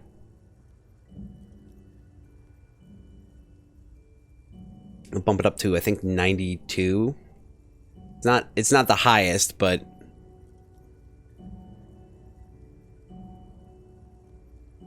it's, you know, next to. Yeah, let's do it. The question Boom. you mean to ask is both very complicated Boom. and incredibly simple. Thank you. Take a deep breath. Best Oh, God. one piece at a time. All right, I'll pull for this one, too. 3 options. If the whole theory we're meant to believe is completely unfalsifiable. Number 2 is, if we can't even agree whether communism is about plasm or psychology or beans. Or number 3 is, if we can't escape the doom that's coming. Let's pull for that. Ooh, this is gonna be... It's gonna be interesting. Alright. We can't escape the doom that's coming. The young man waits patiently for you to finish. We'll poll again. 3 options. And the rest of the world conspires to invade and massacre us when we dare to stand up for our beliefs. Number 2 is... And the SRV has degenerated into a corrupt farce of workers' republic. Number 3 is... And we waste all of our time arguing over who's secretly a liberal or not. Poll. Give him 1 or 3? Solid, solid. Let's go for that. Rest of the world conspires to invade and massacre us when we dare to stand up to our beliefs. Yes? Say it. What's the point? The young man considers your words for a minute. You're witnessing his ironic armor melt before you. This is his true self you're seeing now. There's something going on in there, but his innermost sanctum is still beyond your reach. The theories Puncher and Watman, not inframaterialists, but theorists nonetheless, say that communism is a secular version of Pericanasian theology, that it replaces faith in the divine with faith in humanity's future. I have to say, I've never entirely understood what they mean, but I think maybe the answer is in there, somewhere. Wait, you're saying communism is some kind of religion? Only in this very specific sense. Communism doesn't dangle any promises of eternal bliss or reward. The only promise it offers is that the future can be better than the past, if we're willing to work and fight and die for it. Well, what if you don't believe there is a future? Then you don't believe in the historic role of the proletariat, which also means you reject the basis of historical materialism. It means you are not a communist, in other words. Okay, but what if you know... What are you then? Something else. Young man shakes his head. I guess you could say we believe Oh, it man. because it's impossible. It's our way of saying we refuse to accept that the world has to remain. Like this. Say nothing. The young man appears lost inside his own thoughts. I should have answered the other one. A cold wind whips at the canvas. From far below, the sounds of waves smashing themselves against the rocks. You are exposed. Pull your jacket tighter. Esteban, it's getting pretty late. It's getting pretty late. You're right. We should clean this up and get going. He gestures to the matchboxes. Of course, the matchboxes. You'd very nearly forgotten to ask about them. Now may be your last chance. Matchboxes. You were trying to make the tower from Nilsson's journals. So you really did read all the way to the end. Yeah. Uli and I were trying to see whether there was enough plasm between the two of us to hold up a few matchboxes. Oh, shit. Saying it out loud makes him realize how foolish it sounds. It was just a little informal experiment. No reason to take it too seriously. Just try again, all of us. The young man looks at you a moment, then at his companion. Gonna use the power. What could it hurt? All right. Power of our mind brains. The power of our plasm. Get that plasm! Thank you, Stir Fry. I'll sit this one out. I don't think you want my skeptical materialism interfering. Before long, actually kind of kind. Mist tower begins to rise from the pile of matchboxes. You place every box with the utmost delicacy and precision. Easy, Uli. Believe in communism. It's holding. It's holding. This can be a red check. For the moment. The higher the tower goes, the quieter the room seems to become. Shit! Aside from the occasional comment, the three of you are completely absorbed by the task. All right. You go next, Stepan. It's like reverse Jenga. The young man pushes back his shirt sleeves, revealing the pale flesh of his forearms. I'm gonna say nothing. Is it? He's holding. He's holding. Yes. This is the closest we've ever gotten. It's almost exactly as Nielsen's sketch imagined. A physical manifestation Holy shit! of the dialectical spiral of history. All right, gendarme. Your turn. I love how they're not moving, but the pot in the background is still steaming. You've got this. Theories aside, they're only matchboxes.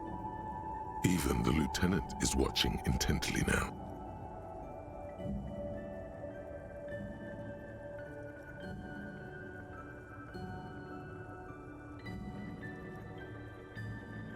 All right, we're polling.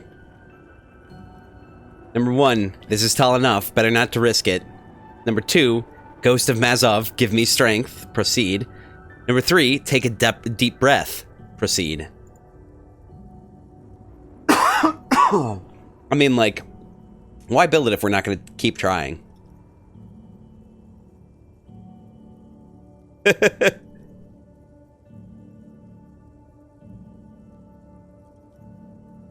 Ghost of Mazov, give me strength! It's... You know what I choose. Yeah, that's right, Stir Fry, I do. My God. Is he really holding?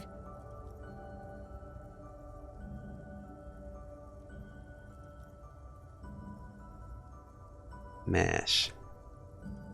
It is. It is. There, in the middle of the floor, the winding spire quivers with an improbable energy. Are we gonna make another hole in the world? This is impossible, right? There's no way it's really staying up like that. Oh, now he's gonna fuck it up. But it is. It is. For a long moment, no one says a word. Even the lieutenant is transfixed. Excuse me.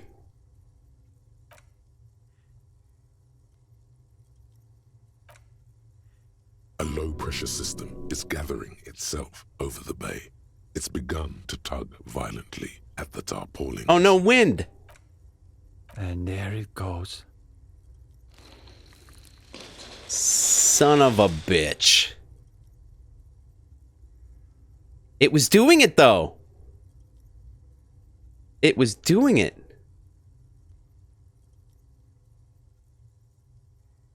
That was miraculous. No. It was exactly what's supposed to happen. We should treat it that way. We should probably clean up. Hell yeah. We did it. We built a thing and we killed it up with our mind brains. Our psychic powers. Well, I think we're probably finished here, Detective. Can I build something beautiful? Doesn't matter where it goes eventually. That's fair. Wow. That's like a super deep point, actually. Like, why do a thing if it's not gonna matter? But if we didn't do the thing, it wouldn't be the thing. It makes sense in my head. I want a brush, if possible, but I guess we're off. Wait a minute. If you don't mind. You're gonna give me a brush? We wanted to get your opinion on something. A few little changes we've been thinking about. What kind of changes? Nothing too major, I think. We were talking potentially about relaxing some parts of our admissions process.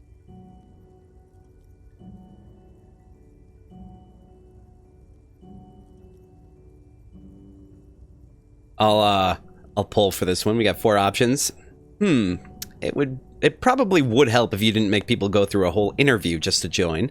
Number 2 is, maybe you should ditch the whole passphrases and meet in a coffee house. Number 3 is, have you considered changing up the reading list? Number 4 is, no, you should keep it the way things are.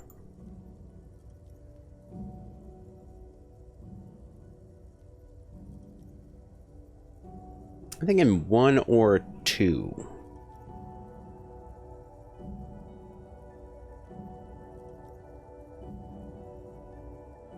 I will go between 1 and 2, and I will roll for it, and odds are going to be 1, and evens are going to be 2. And it is 6, so maybe you should ditch the passphrases and meet in a coffee house. I thought the cloak and dagger routine made us seem more appealing. It is fun. I thought so too, but perhaps we overdid it, just a little. But what if it was a coffee house with like a secret door behind a bookshelf? There was another thing. We were also debating putting up some posters around town. Though some of us maintain that advertising is an unacceptably bourgeois tactic. That's what makes it so beautiful. The irony is unbeatable. As a noted art cop, you definitely have an opinion on this. Ooh!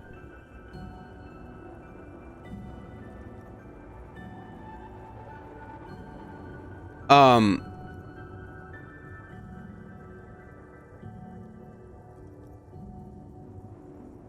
gonna poll for this one. There are 5 options. I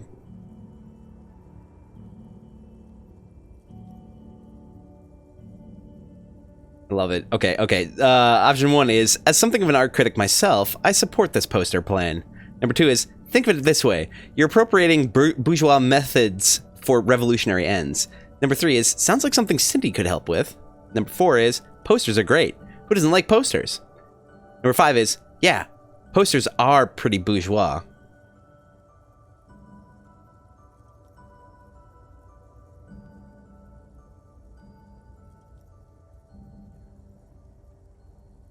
I don't know which one I'm definitely thinking, I'm thinking 3 is a good one.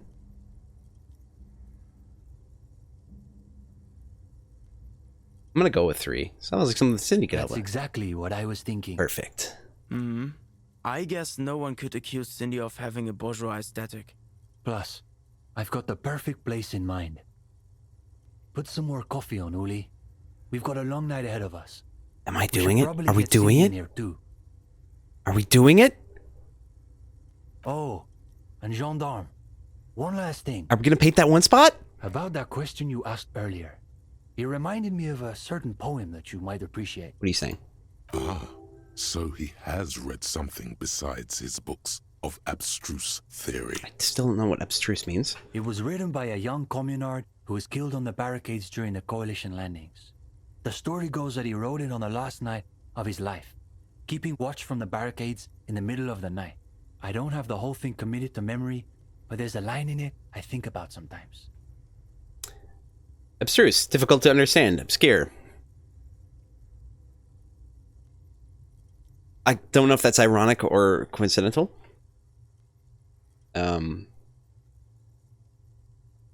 Or neither of those two. I didn't know the word. What's the line? Bacon, guys, you gotta go? Had a lot's fun. See you around the neighborhood. Absolutely. Thanks for dropping by. It's good to see you again. I hope you. I hope this job interview. I hope this job thing works out for you. You get that. You get your wings. Well, I mean that's pilot, but whatever. You get to ride the wings. Confusing the metaphors. You get the job. That It sounds like it would be a nice bump up. Hey, have a good night. Enjoy the rest of your day and the rest of your weekend. And hopefully we'll see you around. All right, what's the line? In dark times, should the stars also go out? Anyway, good night to you. You too. Thanks. Thank you. So I think we have to go... Well, first of all, we gotta save. We gotta save. I still never found that bug. That's bothering me. Get to add more beauty to the wall. We get to do it. We get to add the beauty to the wall. Only real communists left.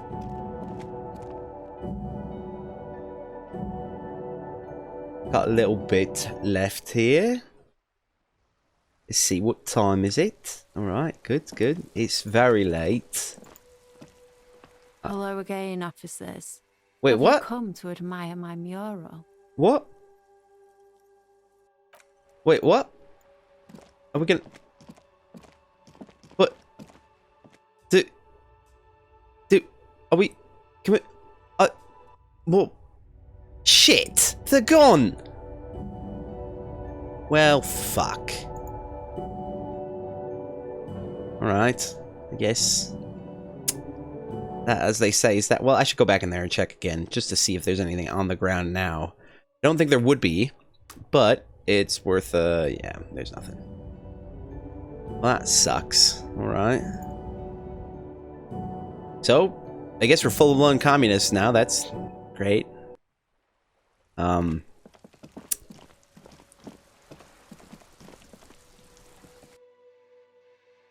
Still don't have the brush. That kind of sucks. What are you gonna do?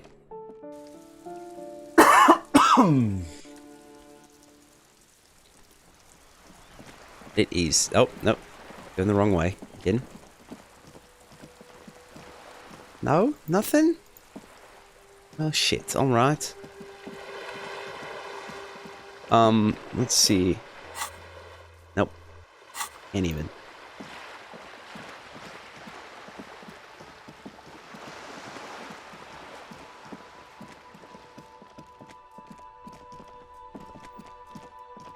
You still up there? Nope. Damn it.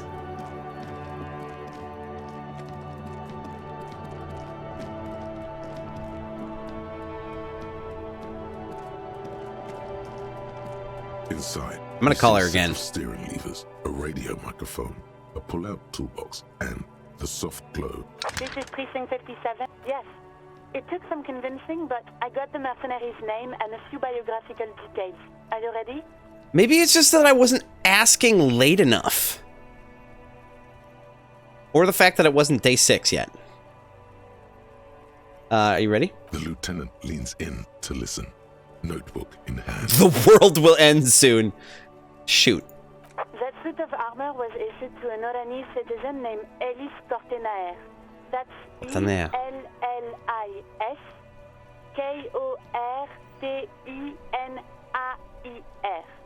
Exact date of birth unknown. He was signed into the Lelystad County Neonatal Care Unit on 28th of February 09. Sorry, neonatal care unit?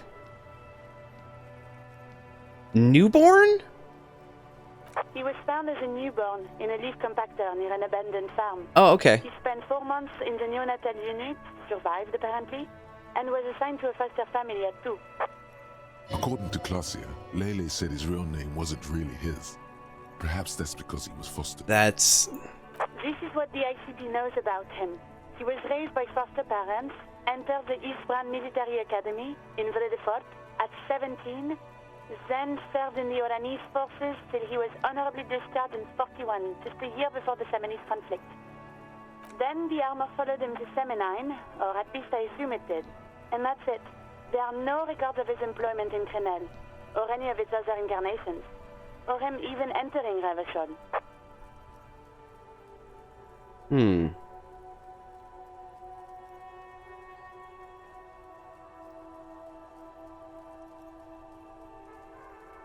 Wait, he was found in a leaf compactor? It's a garden tool used to press leaves into these cubes. It's a detail the hospital had, the only detail in these files. So I thought it would be good for you to know. It is.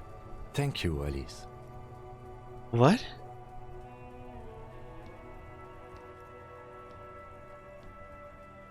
Wait, sorry, what? Yeah, okay. I mean...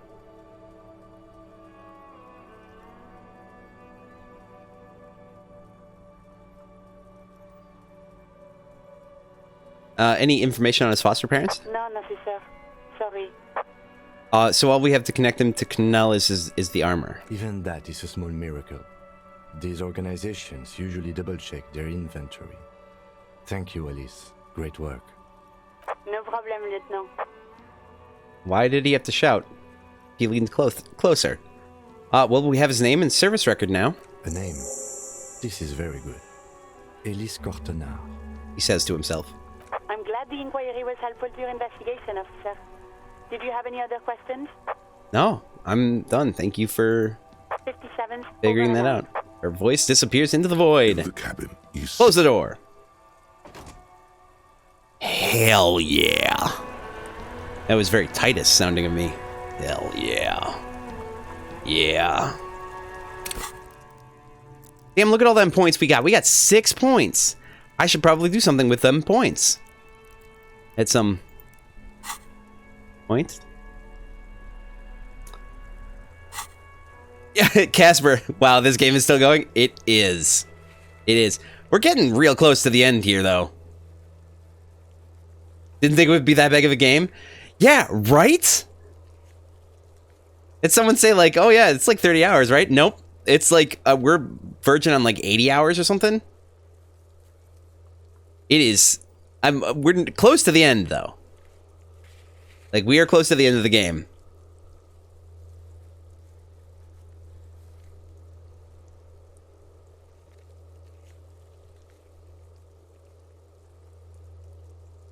Yeah, to be fair, I'm reading everything. Yeah, I'm reading like everything, and it is all narrated now, so it probably makes a big difference. But this game is very solid, and I got good feelings. It's rare that a game can keep me and hold me like this so well.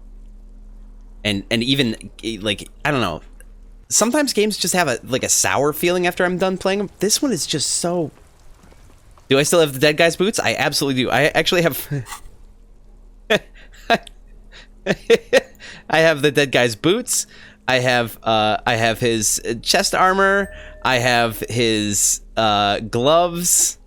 I think there's only one part that I'm missing.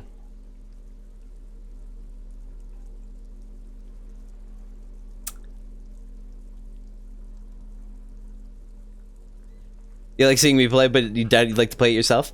It's, you know, it's... I did not strip him. I only stripped the boots off. Everybody else stripped everything else. That was everybody else's deal. Okay, so I don't think there's anything else that I can do currently after...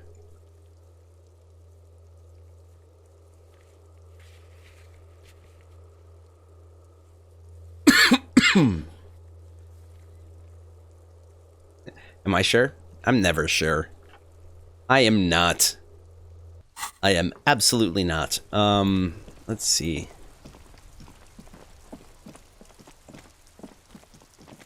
Yeah, I don't think there's anything else we can do today.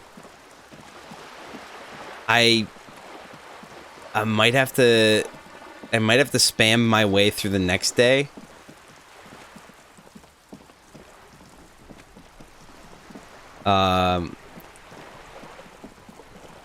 To skip forward, let's, You're back. Good. What can I help you with at this late hour? It's night. Don't you ever sleep? Matter of fact, I don't. She takes another sip.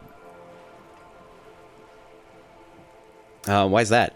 I have a medical condition of my own. Nothing unusual, though. I'm old, you see. Didn't she have another medical condition?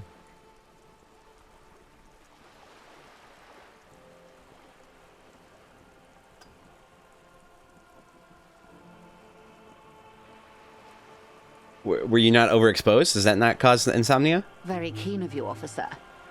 I do also have sordedic syndrome from overexposure to the pale.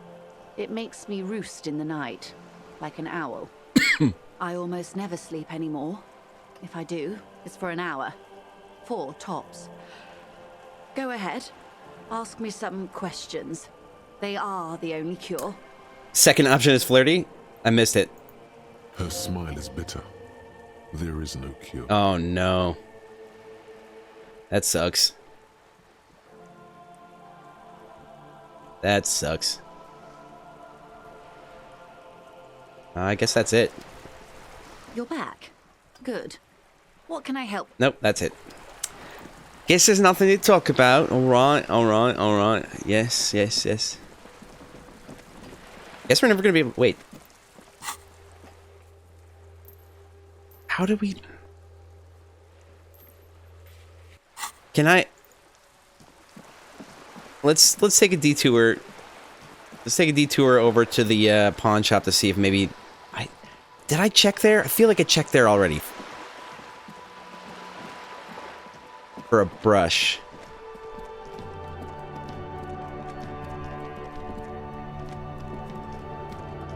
That's not what I want to do.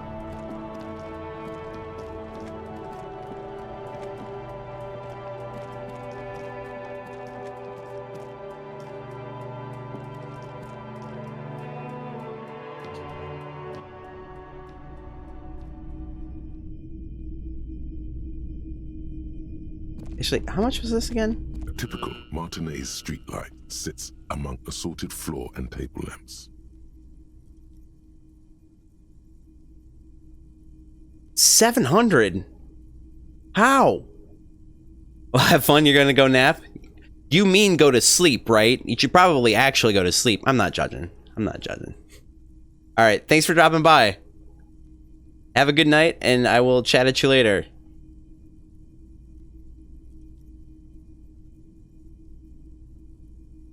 Good to see you again.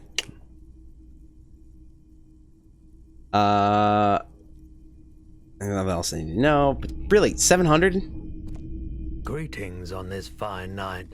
What brings you here? I doubt it, but I can try and answer any. Actually, that's all I've The got. pawnbroker's gaze is already fixed on the dancing colors. I mean, I suppose there's stuff that I could sell. But why do I need it?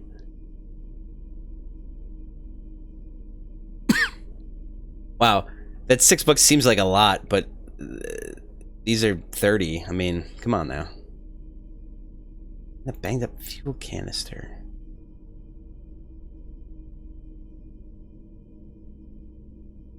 How could you, like, honestly? Because, like, these are the only, yeah. Because you can't sell anything else. You can only sell the items that you pick up. So, like, how would you get 700? For real, though. All the old boomboxes are there. Like, actually. You see rows of toy soldiers guarding the rest of the trinkets displayed on the table. Some on horseback, others in rags, others yet in bright blue uniforms. All are stern and unyielding in their duty. Oh, we didn't buy this? Purchase the Headless Phone Rider is Did kept. I mention that this figurine is supposed to be lucky? Always carry it with you. He grins. That was a very smooth salesman's grin that almost comes off as earnest. You should learn from him. Okay. Alright, we got a new thing, though.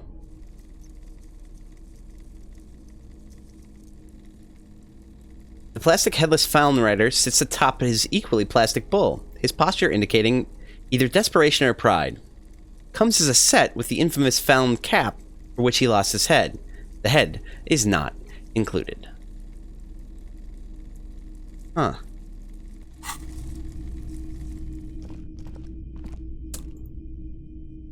Well,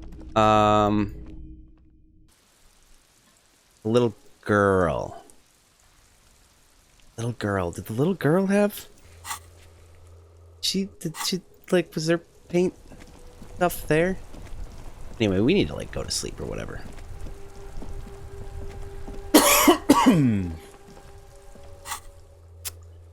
Let's go over to the shacks. Also, gotta readjust again. Oh, ow.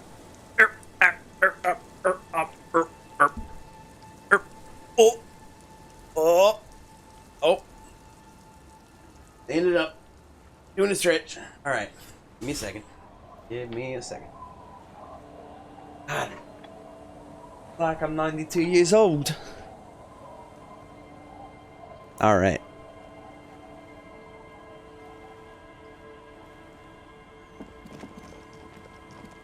It's getting late, and it's raining. Time to call it a day. Did I save? I don't know that I saved. I'm gonna save. There is... I do... want to kind of check...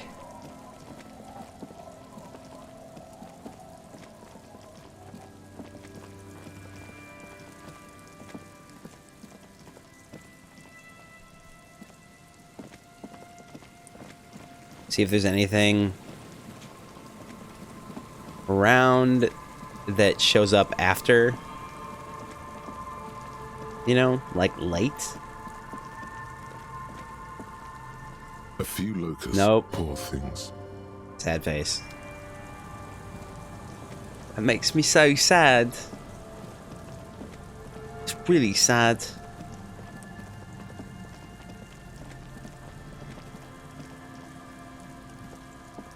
The trap is filled with dead poor things.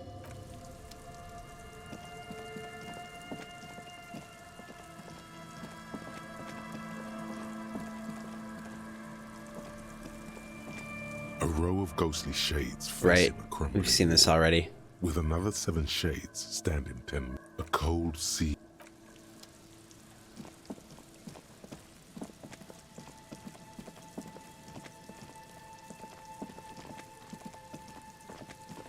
Yeah, alright. Alright. It's nothing, nothing special over here. Not right now, anyway.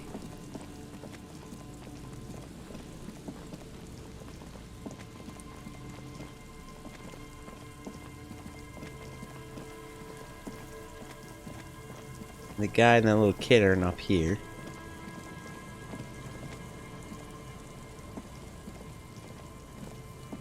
You see, a slogan used it into. Yep. Just want to clear up and see if there's any, like, anything that can be done.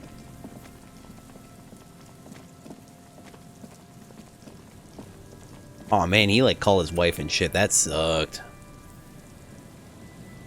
A metal payphone under a yellow plastic dome. There's a bitter, caustic taste on the tip of your tongue as you look at the handset. Life is garbage. Yeah, I'm not gonna do it. I'm not gonna spend money on that. Not this time. Not this time. Alright, let's look. See if there's anything out here. Did I already check in here? There's some tear. An empty. Yeah. Be all good.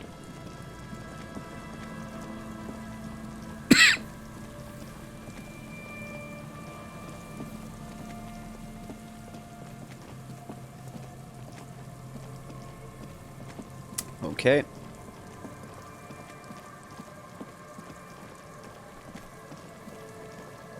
Oh, that's creepy. That is creepy.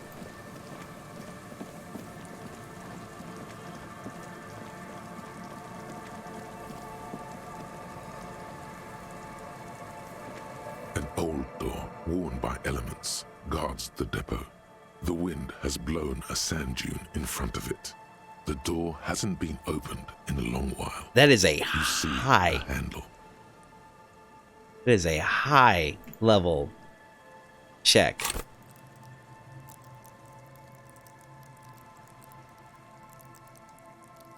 Wait. I mean, I could pop some points into it. I think we've got basically everything from interfacing that we can get.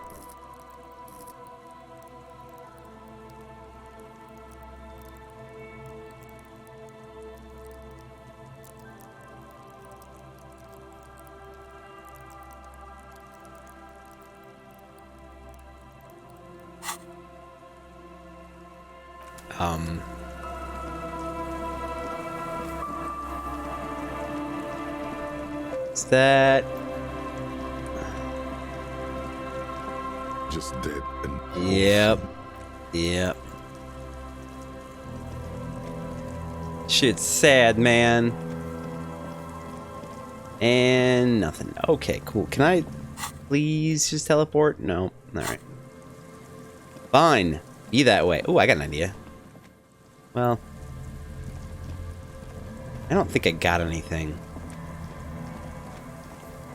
Did I? I don't think I got anything from going this way. So let's just load up because we're at the door. Get anything? I don't think I found anything. No, okay, let's just load it so we don't have to walk back.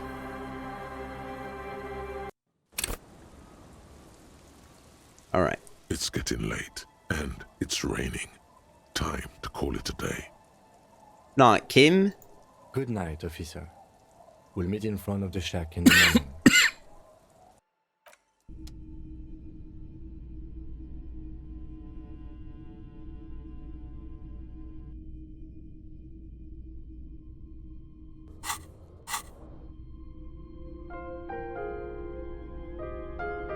All right, baby. Wait. Did I just...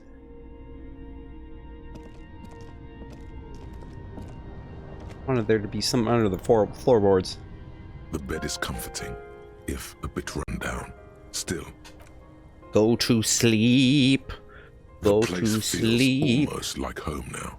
Quiet and dignified around you. A new life by the seaside. You're incredibly tired.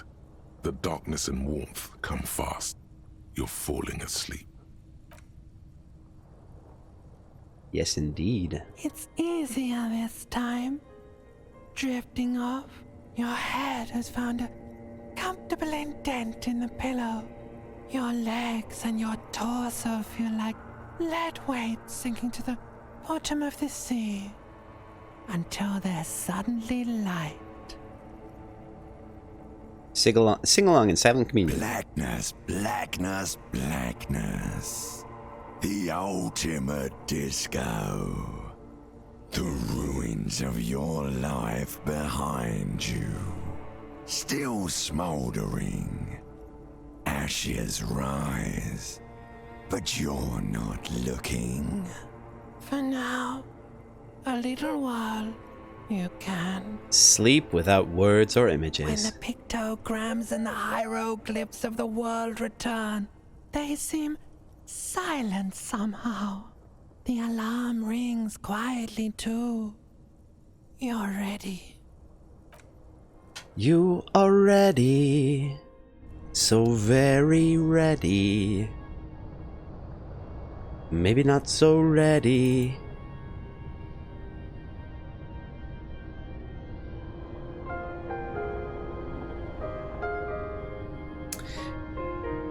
You can sleep in the bed, you know.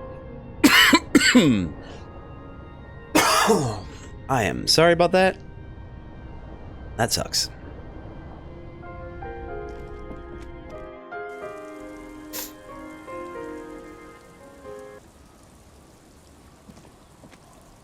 Good morning. Good morning. Good morning. All right. Now, the burning question. Do we actually want to ask Classy about Sunday night? Do we want to wait an entire day for that? Or do we just want to get the whole story from Titus? Actually, you know what? I think I'm gonna call it for tonight. I think I'm just gonna call it. We're gonna do this next time. I know there's not a whole lot left.